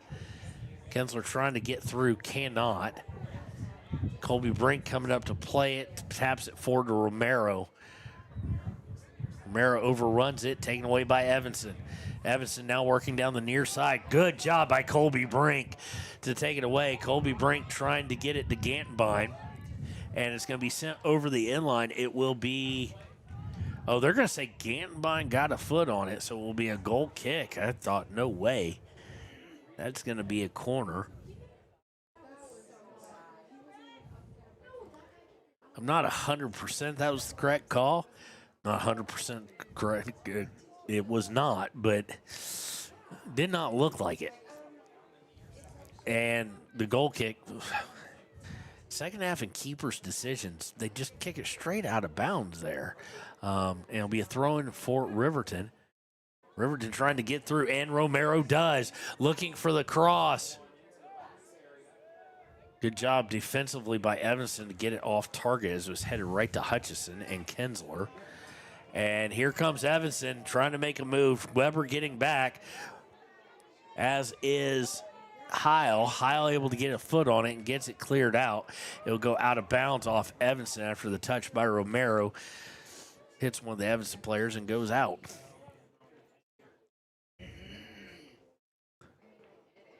Throwing is to Saltzgaber. Saltzgaber turns, looking to come through. Evanston doing a good job of the double team. Their defenders are staying with him and kind of just playing the ball, not playing some of the misdirection that Hunter likes to play. And it's to some extent neutralized him here early in the second and for the latter part of the first. But, it only takes one. Takes one little mental slip up because he doesn't make slip ups, especially with the ball, generally speaking. Long pass out of the area for Riverton's going to go out of bounds. Will be throwing for the Red Devils. Romero tried to go through a guy, and he's going to get called for it. The weird part is they've called a lot. They've let a lot harder hits go than that one.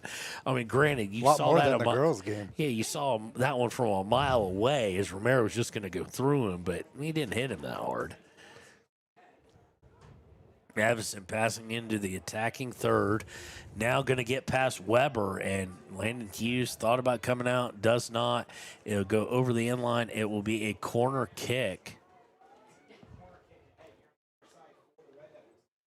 Be on the near side. So the Red Devils with their second corner, I do believe, of the day, and a chance to try and get this even off of a set play.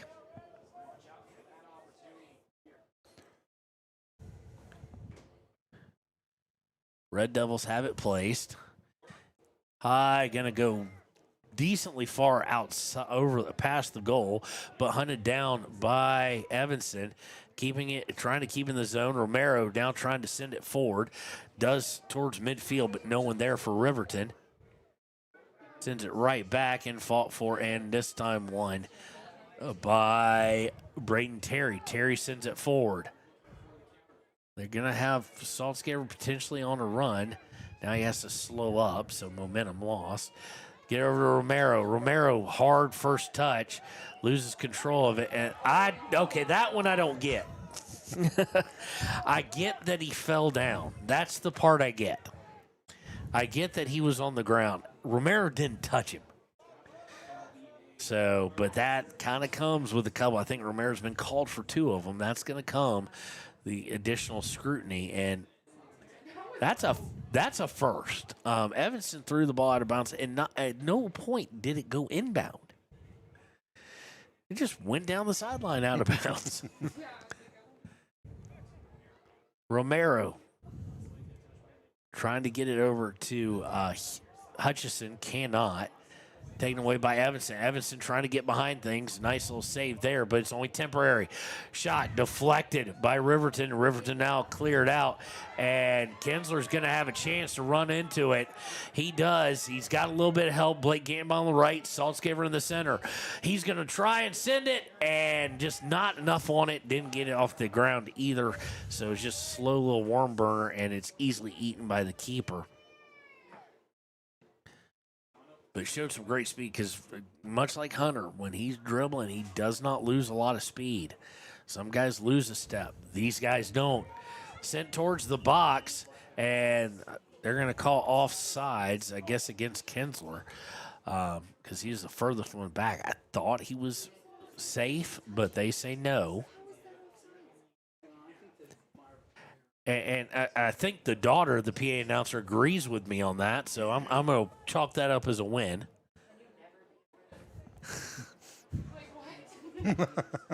I'm guessing daughter. I could be wrong. It is. You're right. Okay. It was just a throw of the dart, but I'm kind of confused how that was offsides, but maybe it's just me. Riverton trying to push forward, and not the wisest of decisions there. Probably should have passed it out.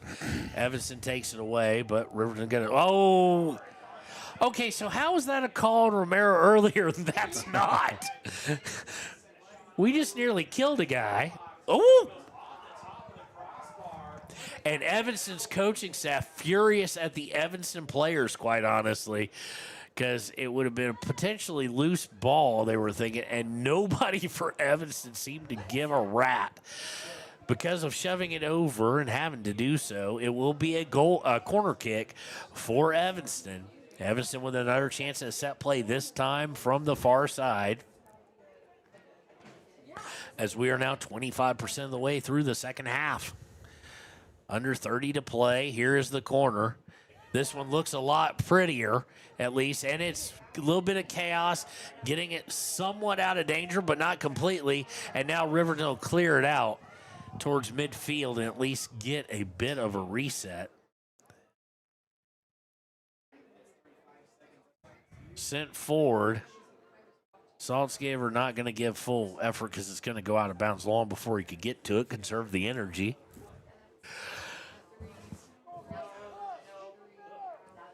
And it goes out of bounds. I made the mistake of taking the first Thursday off of March Madness, Jason. That wasn't a mistake. That was a good move. The mistake I made was, I'll play video games with my son until 1:30 in the morning that Wednesday, then come back to work and call a soccer game on Friday night. I have not caught up to, being rested since. It was a fun Wednesday and Thursday, but the weekend was rough. So Romero with it. Romero trying to work down the near side, trying to get to Gantenbein, just not enough room to really play with it. Goes out of bounds. It'll be a throw for Evanston. Coming in for Riverton will be Carson Trujillo, the sophomore. He will come in for fellow sophomore Asher Kensler. I'll tell you one thing, too, Jason.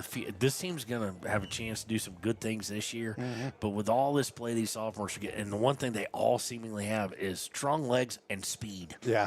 Are the two things they all seem to have. So it's going to be a fun Becker has built himself a program here, returning to state last year, looking to return again to state this year for the first time back-to-back in quite some time. So... And somebody almost died as Ryan Carver looked to Trent Weber looked to spin around and kick it, missed and nailed the player for Evanston. Ball here will go out of bounds. I don't think. Yeah, he didn't know. He got very indecisive. That happens when you're 45 yards away from the play. But it will be a throw in for Riverton. It'll be taken by Brink, as we have 27 and a half minutes to play. And you don't want to be watching clock yet. I hate how that happens in Italy and stuff where they're one goal, we just play defense. Riverton like to get another. But the clock is also their friend. Saltzgaver trying to get it for game, and he overran it. Saltzgaver knows it. He puts his hands up to his face. He overran it, then overreacted with a pass, and it just kind of messed up what he saw, and he's good enough. He may be the only guy who saw it, but what he saw in his head and what we can see from above, what they were trying to work out. And there we're going to get a little shove in the back against, I can't see the number. And now we've gone from disagreeing with the call to the PA family now asking if they're joking about the call. 5. 5? 5. 5 was the intended guy? Yeah. Okay, that's Aaron Hutchison. The next thing we know, they'll be throwing things out the window and doing things like they do in Czechoslovakia, lighting things on fire. We'll just get a whole EuroLeague thing going. I'm sorry, I'm having way too much fun at y'all's expense. See, at least when it was Reggie up here, I could make fun of the Florida Gators. Because I went to Georgia, so that's a natural hatred. But working down the sideline is going to be, Hutchison, and he's going to force the corner. Terry is taking the vast majority of these, but I think Saltzgaver is going to take this one. He's looking back to see if Terry's coming over. Terry may not be in the game, actually. He may be sitting on the sideline, although I don't see him. No, they're going to let Hunter take this, and rightfully so. You think the senior captain be able to just say, I'm taking this one. Let's see who's coming on. Gantenbein standing right at the goal. And a short corner. And it doesn't get through in the least. You got a guy who can put a pass on a dime, and they go short corner. Or that's just my hatred of short corners. But Riverton into the box. Gantenbein turns. He's trying to lead Romero, I think. Or a shot, or maybe he's caught in between, but not enough. It goes right to the keeper instead. But not enough to be dangerous to keeper. Nice takeaway by Terry. There he is. Saltzgaver to Gantenbein. Back to Saltzgaver. Saltzgaver in the box. Saltzgaver way high. He channeled his field goal technique and sends it over the crossbar. And he had about as good a look. He had a better look than he had on his first one. And about as good a look as anybody's going to be willing to try and even remotely allow Hunter Saltzgaver to get. So we remain at 2-2 at the 24-25 mark of the second half. Sent forward. Romero can't control it, but it does fall to Terry. Terry coming back over to Hutchison. Hutchison looking in the middle, and just nobody on a run there. They were looking for Carson Trujillo, but just not both in sync together. Sent forward, off the head of Brink.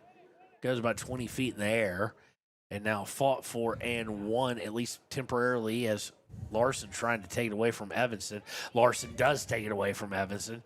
Larson needs to get rid of it, and he does. Trying to send it up back to Larson, and he's unable to control it. Romero helps take it away. It winds up with Terry. Terry back to Larson. Larson looking inside for Gantenbein, and it's going to go off of Evanston. It'll go out of bounds. Throw in coming for Riverton.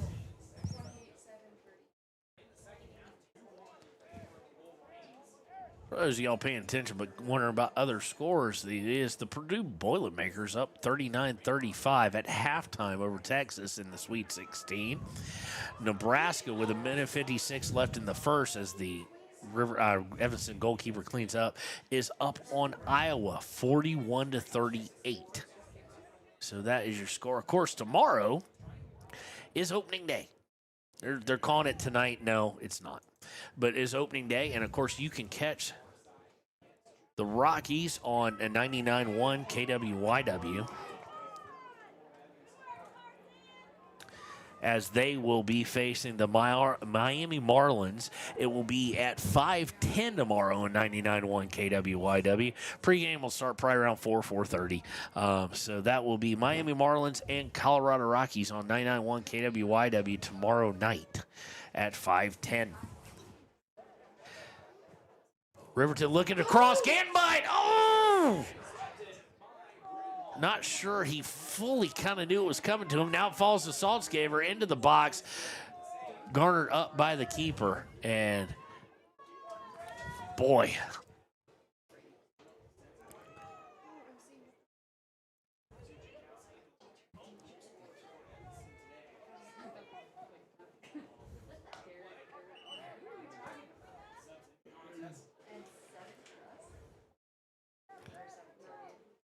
Of course, it's opening day for the Rockies, but of course, we've already had a boatload of baseball. I tend to agree with the other people who say everybody should play on opening day. It ought to be all 30 teams. Of course, there's all sorts of upheaval about it being on Netflix as well. But nonetheless, my Braves play tomorrow at 5:15 as Riverton trying to work towards the box. Saltzgaver had it working. It'll be headed out of bounds by Evanston. So anyway, the Rockies will be on tomorrow at 5:10 on KWYW, and we are obligated to also tell you they will be on at 2:10 on Saturday on KWYW as well.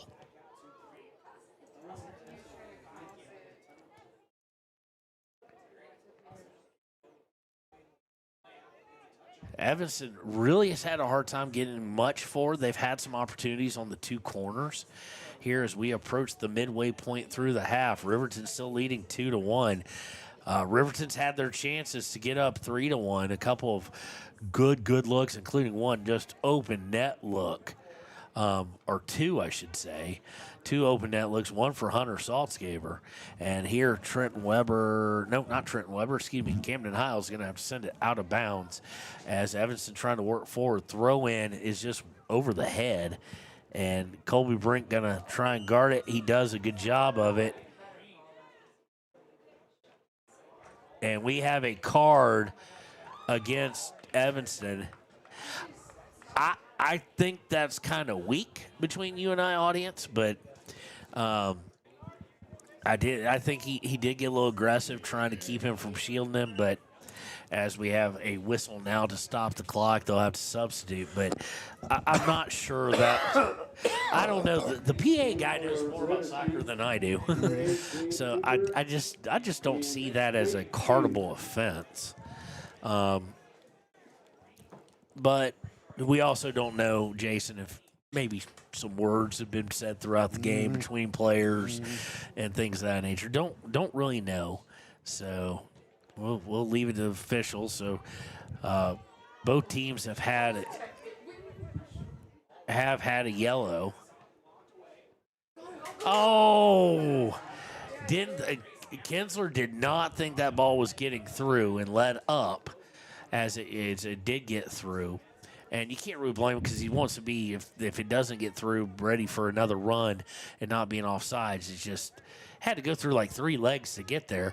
And now Riverton's trying to deal with short passing. But on the attempted pass, no, that is not an offside. Do not raise your hand like that, young man. Don't ask for the offsides when he's not offsides.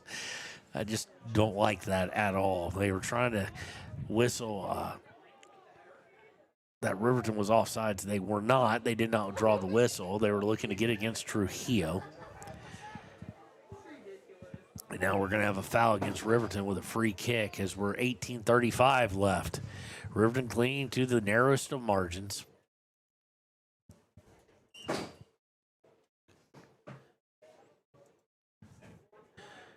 Sent towards the box, and Trent Weber and Colby Brink both misplay it. Centered and intercepted. Now gotten to Terry. Terry gets it out to Danielson. No, that would be, he's wearing the bandana, right? Like what? Who is that? That's 7? Is that Romero back in? Can't tell, but long pass. Can't tell either. Let's see, he's getting closer. Oh, no, he was just kidding. Into the middle, and fans are starting to get kind of upset.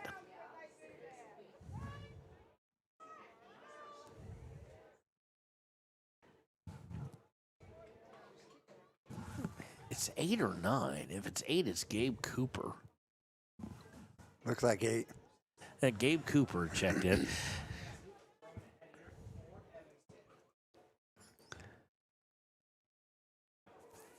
So as we wait for this throw, Evanston now threatening. We'll give you some of the scores from around the state here in just a second.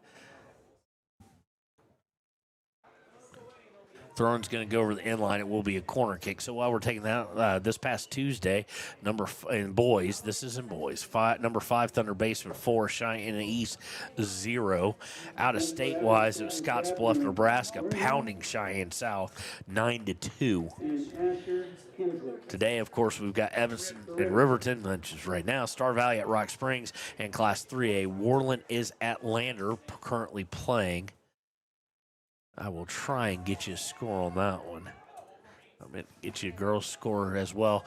Riverton going to easily handle the corner and start to push forward. Saltzgaber giving a run. He's going to get caught. He's held back slightly. Hunter comes away with it, though. Can he get through this guy? He does. They got all ball, though, so there's no problem with it. And Hunter finally gets triple teamed. And we've got a whistle at 16:10. And then we're going to have a discussion with the side judge. So we'll hang with them for a moment. Looks like Lander, by the way, is up 1-0. Currently, the boys are. Girls dominate Worland. I'm trying to make sure it's a final.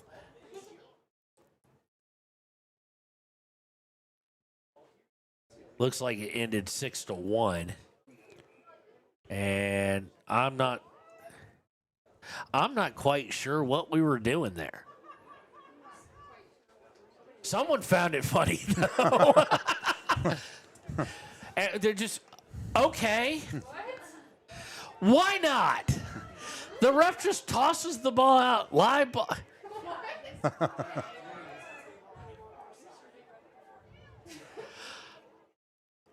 I'm so confused, but Saltzgaber has it towards the box. Fires! Goal! Saltzgaber with the narrowest of margins, notches his second, and Riverton gets that insurance with 15:51 to play. 3-1 Wolverines. Folks, I mean, you were watching, scroll back at some point in time. Not a lot of room to turn, and just threaded the needle right between the keeper and the near side post. After one of the more confusing, hey, what's this? Oh, it's a ball. You don't play. Moments by a referee. I mean, just after a discussion with the side, like they couldn't decide anything. And we are back live. Riverton with 3-1. Now, that insurance goal gets nullified if they allow a quick score. So they don't want to allow it quick. If they give up one, it's not the end of the world, but you'd like to do it with like 2 minutes to go or less. Of course, right now, if you're Evanston, your goal is to kind of score within the next 5 minutes. Hughes looking to feed it to Saltzgaber. Saltzgaber on top of it. Saltzgaber turns, fires. Oh! Saltzgaber! And now that changes everything I just said. That 15:21 mark, Saltzgaber completes the hattie. The hat trick for Hunter Saltzgaber with 15:21. 4-1. And again, the assist by Drake Hughes, the freshman, playing great. And the first time, Hunter Saltzgaber goes right over to him, right there in your screen, pats him on the back. Drake Hughes having himself a bit of a debut, because I don't remember if he played against Rock Springs. And, of course, we were unable to cover the Green River game. So 4-1 now, Riverton on top. It is the most goals scored. Riverton's only scored 2 goals in each game, so this has doubled up their season average, and they've scored as many as they've scored in the previous 2. And it really puts them in the driver's seat to now you would have to have a serious series of mental mistakes to lose this one. Ball rolls back to the keeper.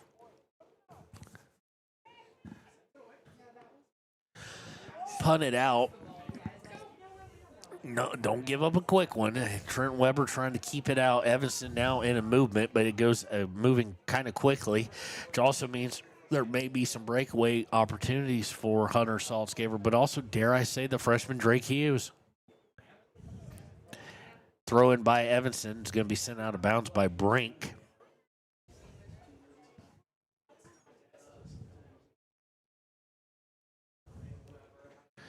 And now sent right back out by Riverton after the throw. Of course, now we go from the clock is being the friend, but you're only up 1 to up 3. The clock is maybe the most enormous enemy besides the score, or maybe just be as equal. Taken away there by Riverton. Riverton going to have a chance to work its way down, but also use some clock. Saltzgaber with it. Saltzgaber at the 42, trying to get through. He is fouled. And the thing I love about watching Hunter play is there's not a lot of flopping.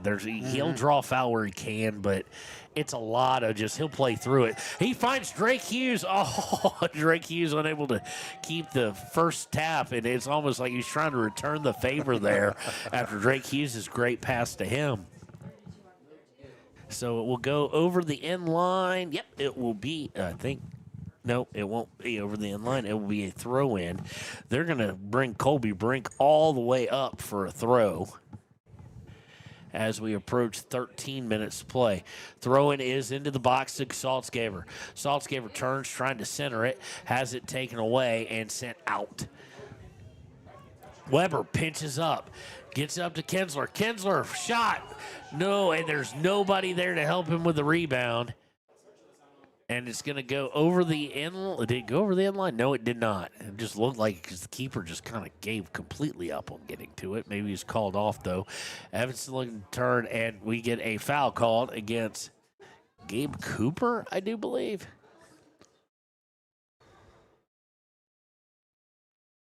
With the bandana looking all Danielson on the, looking all Karate Kid-like. Oh, that got laughs.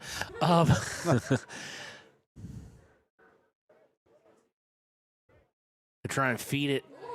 Nice touch, but nobody there for the final one. But giving chase is going to be Kinsler as Evanston unable to clear it. Kinsler looking to turn to his right as he headed back to us. Instead comes back to his left. Trying to cross it and taken away by Evanston. 11:50 left here in this match. Ball's going to go screaming on a long pass out of bounds. Colby Brink will be throwing it in, and we have some substitutions coming as Hutchison will come in and Blake Gantbine. Gantbine will come in for Cooper. Really, though, with the color of hair, no, I don't think it's Danielson. I think it's a sweep the leg Johnny. I think it's Cobra Kai. Cobra Kai. Cobra Kai, and Kinsler comes out as well. Long pass up to Romero. Romero takes off the chest, goes back for Terry. Terry back to Romero. A little bit give and go. Romero looking to get it inside, cannot do so. Well, almost whiffed, but Terry had to slow down. Back to Brink. They'll get it back to Romero. Romero trying to work it down the near side. Hughes giving chase. It's going to go out of bounds. They're going to say over the end line, actually, and it will be a goal kick.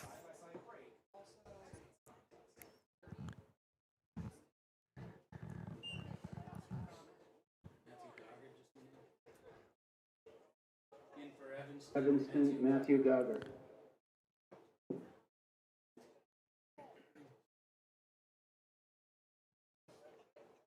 And the goal kick goes right to Hughes. Hughes unable to really keep control of it. It had some pace to it, but just you've got to ask yourself if you're the Evanston coach, what are you thinking, keeper? I think it was just a pass. It wasn't a long one. It wasn't like it could get out of hand. It was a 10-yard pass. Romero trying to get it to Hughes, cannot. Intercepted and sent back down to the guy who got the yellow card. I don't have the right roster.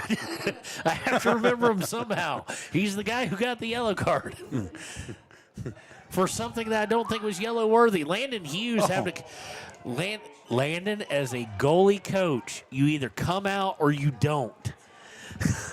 You don't kind of fiddle faddle with it. Either go get it or don't. He was kind of hesitant, and what that has led is to a penalty kick. I didn't see a foul. Must have been, it was a handball called, or? Side tag on the box, so there's going to be a goal kick, penalty kick here. Oh! Partially saved and partially misses. Oh. And then missed by the guy who got the yellow card. I felt like saying that because I did not see that as a... Landon Hughes, and God bless the left goalpost. Here's the corner kick, and Brink's going to send it out of bounds. I'm not sure that wasn't going out of bounds before it even got to the keeper there. But they'll set it up, and yellow card will do another corner kick. This one sent high and is going to clear everybody. Tracked down by Evanston, though, so still some danger here. Terry trying to clear it out and gets it out of bounds. It'll be a throw-in for Evanston.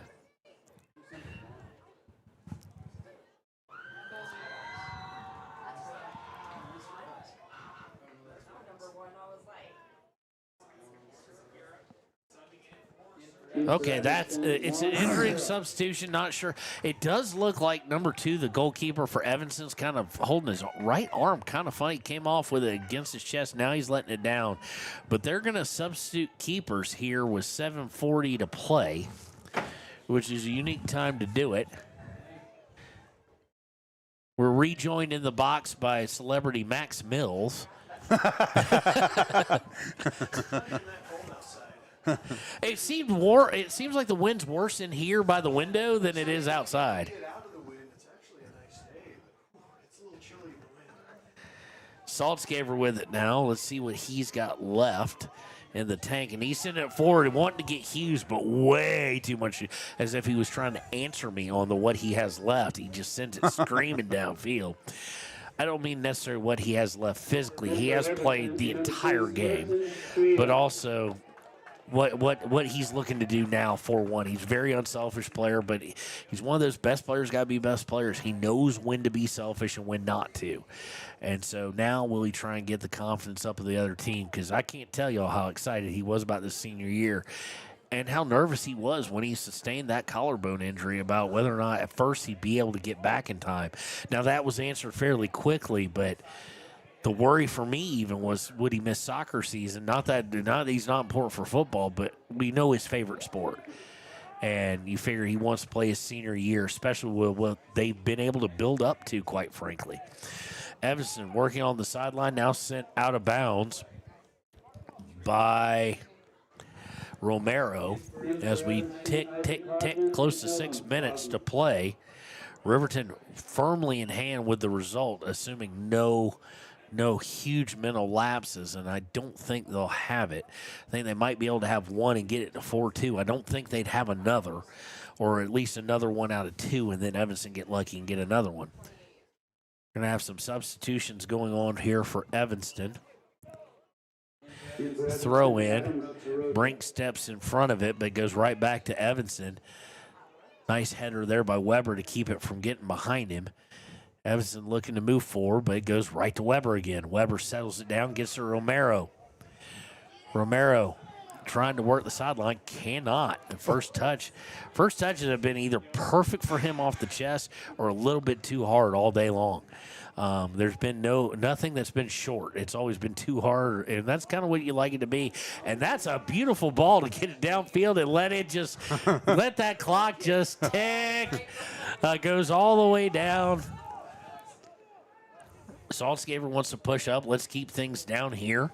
Coaches want it to. And they're going to say it was last touch by Evanston, so no, they're not. No, they couldn't. Nope, they're not. So it'll be thrown in by Evanston. I think Riverton was just trying to assume it and maybe waste some time. We're under 5 minutes to play here. Well, and now it will be.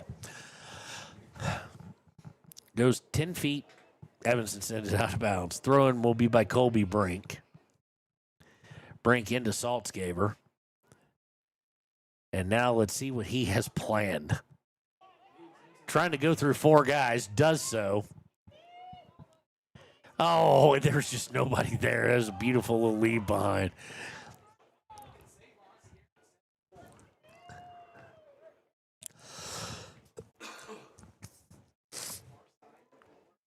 Working his way up, Evanston trying to find something. Riverton's defense has really kind of knuckled down here and kept things to reasonable safety.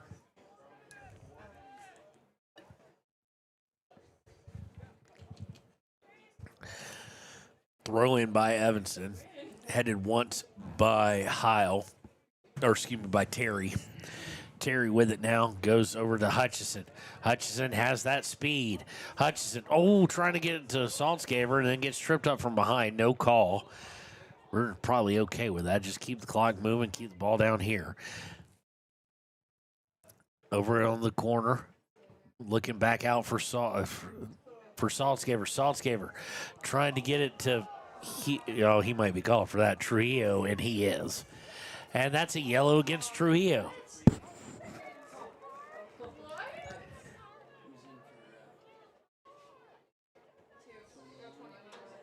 So basically, they're calling anything. I get the logic now.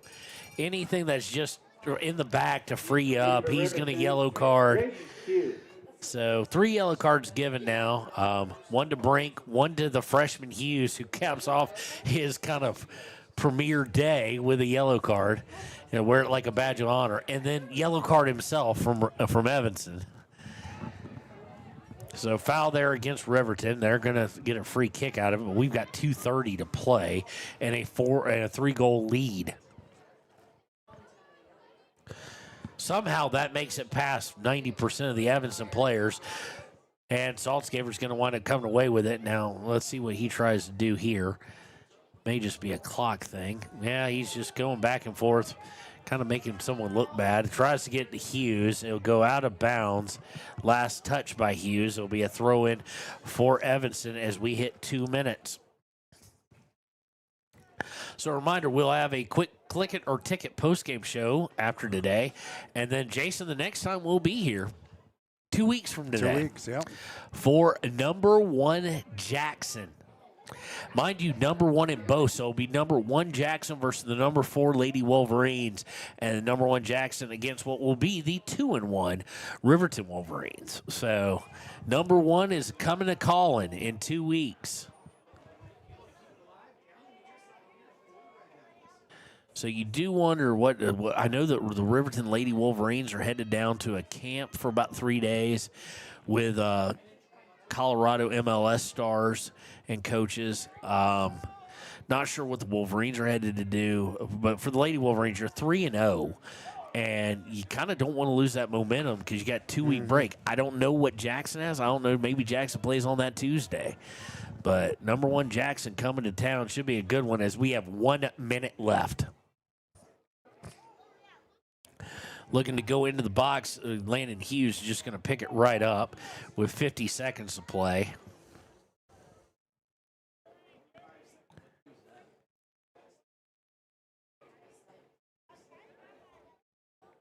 Up to Saltzgaber. Saltzgaber looking to turn.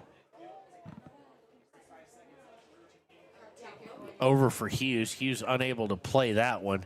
It'll go out of bounds. It'll be Evanston ball. But we have 25 seconds left here. Looks like we have a couple weather warnings coming in. Let's see if we can get those up for you guys as we go under 14 seconds to play. Oh, don't see him. Humidity's 39%, which is high for here. So 1 second, and that is your match. Final score here, Riverton 4, Evanston 1. We'll be right back with a Click It or Ticket postgame show here on WYO Today. On our hometown Bobcats, whether it's game night or school night, we've got the prescriptions, health essentials, and friendly service you can count on. Hot Springs Pharmacy, your local team, your local pharmacy. Let's have a big cheer for our hometown team. Hi, my name is Deputy Krista Grove with the Laramie County Sheriff's Office. I wanted to remind everyone that no matter how big your kiddo might seem, they should probably still be sitting in a booster seat. My son, Sylvester Grove, 9 years old, still sits in a booster seat in my vehicle. I've responded to far too many crashes where there have been kids not buckled up and have seen the worst. Buckle up for life, Wyoming.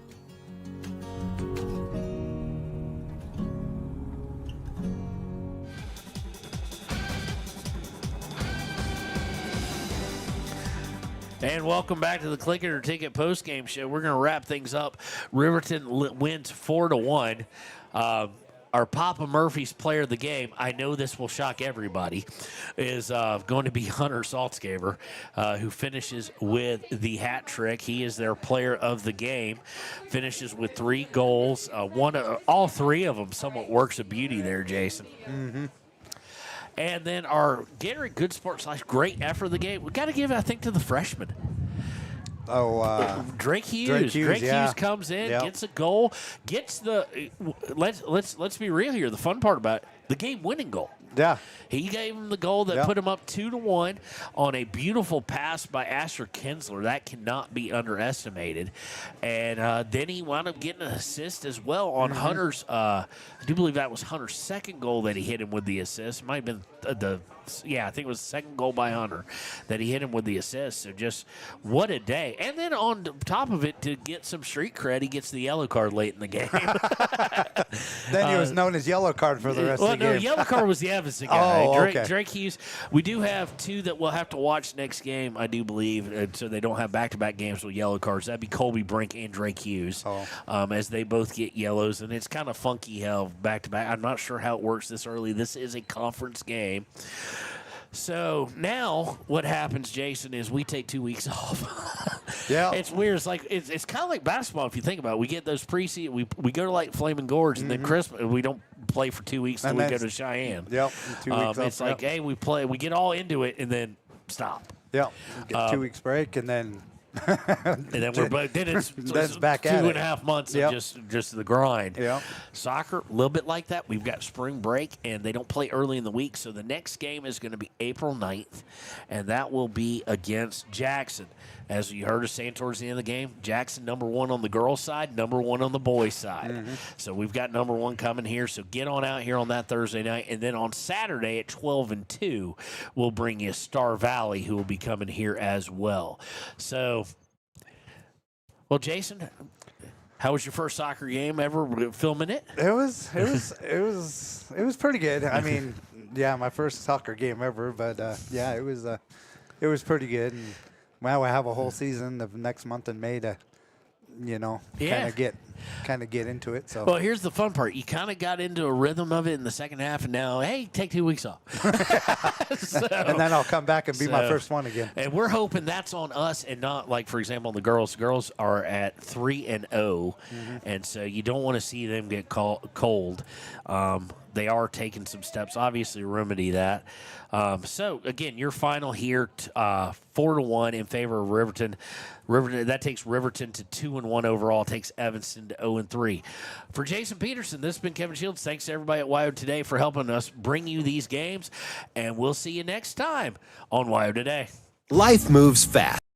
And Range Internet is your high-speed partner. From working the ranch, running your business, or just out having fun. $80 1 gig internet from Range keeps you going at life speed. Fast and reliable service, all backed by local experts with the latest in online security. Only $80 a month, with no contracts and no phone lines required. Don't just follow the herd. Lead the way. Visit range.net and discover how $80 1 gig internet can help you live your